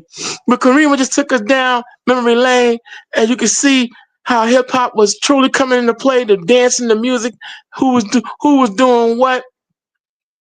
But come on, man. All I'm saying, the disrespect and to let me see, to the brother Celaya, but who was it? Someone gave me the name, Jerry Lee. Thank you for giving me the name, Jerry Lee Lewis. That's who I was thinking about. Yeah, Jerry Lee Lewis and all these other creeps out here stealing our music and everything. Jerry Lee Lewis, Jackie Gleason, all them was rotten. Yeah, Woodson Payne. Thank you, brother. Thank you. Jerry Lee Lewis. I couldn't think of Jerry Lee Lewis worth to save my life. Yeah, but I didn't know that Jackie Gleason was also getting down with thieving. Wow. Yeah. Richard Pryor. Man, if I could pull up the video, if Karima could pull up the video, Richard Pryor talked about that. Yeah, he was stealing all our type of stuff. Now see, now ain't that something? So ain't that now? My. But my point is to Joseph Antonio Carter Jr., whatever your inferiority complex may be, right along with all the rest of you out there, don't come for foundation, don't come for Black Americans, man. Like I said, see, I get that some of y'all are mad because here it is, we stood up for your rights right along with our own more than anybody else. I get it. You mad, but don't be. Because see, now you're gonna cut yourself, you're cutting off your nose to spite your own face. You can't call someone a radical Black racist. Number one, we're not racist. We're not. Telling the truth is not being racist. And then you went so far, Fat Joe, to say because there's certain Black Americans who don't want to hear Black, Latin, and the Caribbean Americans, bro. You know the sad part about it. You know the sad part about it is that Fat Joe, half of his family, they're gonna get ran out of here in 3 weeks. As soon as Trump get in office, they getting ran out of here. E Bizzle, you're right. They getting ran out of here. You're right, E. You're right. You're absolutely right. Absolutely, you're on fire with that. But look, come on. This disrespect of Black culture, it's got to stop, and it's going to stop. And this is why when we do this here, when we do this show, when we do these presentations, we're doing it because if no one else would, if we didn't, no one else would. And no one can talk about Look, our look, issues look. better than we can. Go ahead, E-Bizzle. Yeah. Not to cut your whistle. Look, one of my homegirls I work with, I said, her husband work with her. I say, why your husband, he don't say nothing. She say, he ain't got no paperwork. I said, well, I don't want to say the word, but I say his ASS, he about to get ran out of here too. I say, you think it's a game? Wait till 3 more weeks. You gonna see. You gonna see. I said, he about to get run out of here too. I agree. But now, indigenous black man and Bakwash Prince, y'all wildin'. Y'all gonna leave. Y'all gonna leave Turbo Boogaloo Shrimp. You gonna leave. You gonna leave Ozone, the late Ozone. You leave that movie alone. The parachute pants was bumping back then. All right. The moves was they look. I know it looks ridiculous now. It's dated. We now realize the 80s. I think the 80s was the worst time period for fashion in some instances, and that movie was one of them. Good God Almighty! But still, yeah, I know they look cornball, but still, they pop. They still got it going on. Okay, it's still nostalgia, and it's still a nice trip down memory That's lane. that Prince look. That was the Prince look. Everybody wanted to have that, like, earring, baggy pants, that type of stuff.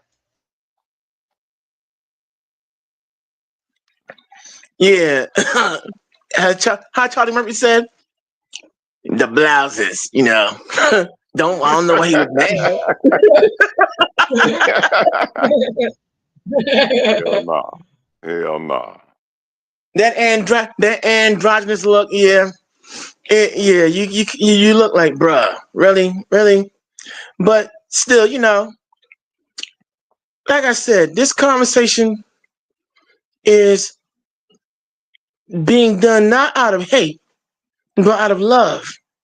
And we unapologetically, we love our people unapologetically. Now I got E-Bizzle on the set. Now, hold on, you know what? Now I'm taking it personal, IBM, Indigenous Black Man. You too, Vic, SMH. I put the link for y'all to join me as well.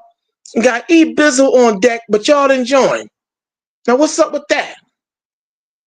Okay, but moving on. We're going to keep on moving and everything else. But what you got to say, E-Bizzle? No. I was just gonna say, a lot of our people. E-Bizzle is shaking my head. That's E-Bizzle. Indigenous, he got to call in, and then my background is crazy, so as you can hear, but he got to call in. He can't jump on the panel like everybody else can. Oh, right. You know what? You're right. I keep forgetting that. Yes, that's right. Okay. So what's SMH? He got a call. Okay. SMH is E-Bizzle. Yeah. Oh, I didn't know that. Oh wow. Okay, you know what? Yeah, that's me, brother. Okay. So I take it back. My apologies. Why didn't anybody tell me this? All right. But moving on. I'm telling you. You're telling me now, seventh answer. I'm making a fool of myself. I'm making a fool of myself. No, it's all good. It's all good. All right. Okay. But now let me take a quick time out. You're now tuned into the Lion's Den. The conversation continues now. I don't know what neck of the woods y'all are, or time zones y'all in, but up here, just for the sake of argument, I'm gonna wish y'all a happy new year. A happy new year. Happy New Year, because we got explosions and stuff going on in the background where I'm at.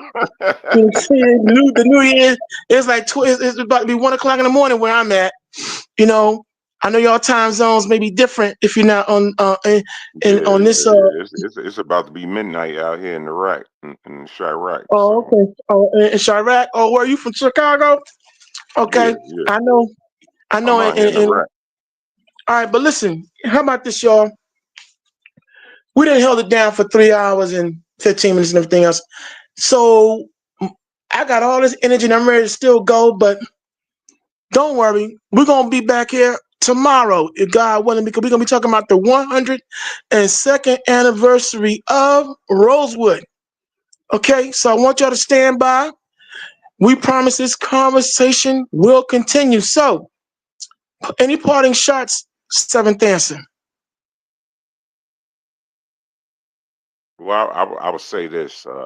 You know, I wish everybody a happy New Year, and thank you, Karima, for letting me up. And I love y'all. And you know, we just touch it back down tomorrow or whatever. You know what I'm saying? You heard? Yes, sir. Any parting shots, Lady Karima? No, that's it. Happy New Year. All right, excuse me, y'all. Happy New Year. So, I'm gonna go ahead and leave off. Happy New Year, y'all. well, all right. Well, thank you for joining us, my brother E. Bizzle. All right. So, yes, in parting, y'all, I want to thank, as always, the seventh answer, Lady Kareem, for allowing me to come into the Lions Den to continue this conversation. I want to thank you all out there in Lions Den land for joining us. Okay, so I want to say to Indigenous Black Man. I want to say to Salaya Ben Yah. I want to say to Vicar Emerson, wonderful counselor. You with your white self. Roderick Key, VJ, Yawanathan, Hakuna Matata, Raymond Ali, Iron Man, and so many others who came through, and those out there in Lions Den land listening to us. We thank you for allowing us to come in your mind, soul, and cipher. And you might learn something before it's done. And always keep in mind that the Lions Den, there are other conversationalists out here for you to be checking out as well. Neil Love and so many others who come through here and they vibe, click, and politic and put it down for you and yours to listen. So make sure you listen to all the other shows that go on in here. And so, in closing, again, I thank you for allowing us to come in your mind, soul, and cipher, and understand that from city to city and state to state without no follow-up bleep, bloops, or blunders. The Lions Den, baby, the pride. We're going to be working miracles and wonders. Miracles and wonders. And in parting, Lady Karima, the seventh answer, and our brother Mala Akaya, big baby Hebrew, in the spirit of Don Cornelius on the Hebrew tip, we say to you all, Shalom, peace, ahab, love, and the posh, because it's all about protecting your soul. And we are up out of here, y'all. All right, y'all. All right, y'all. Later.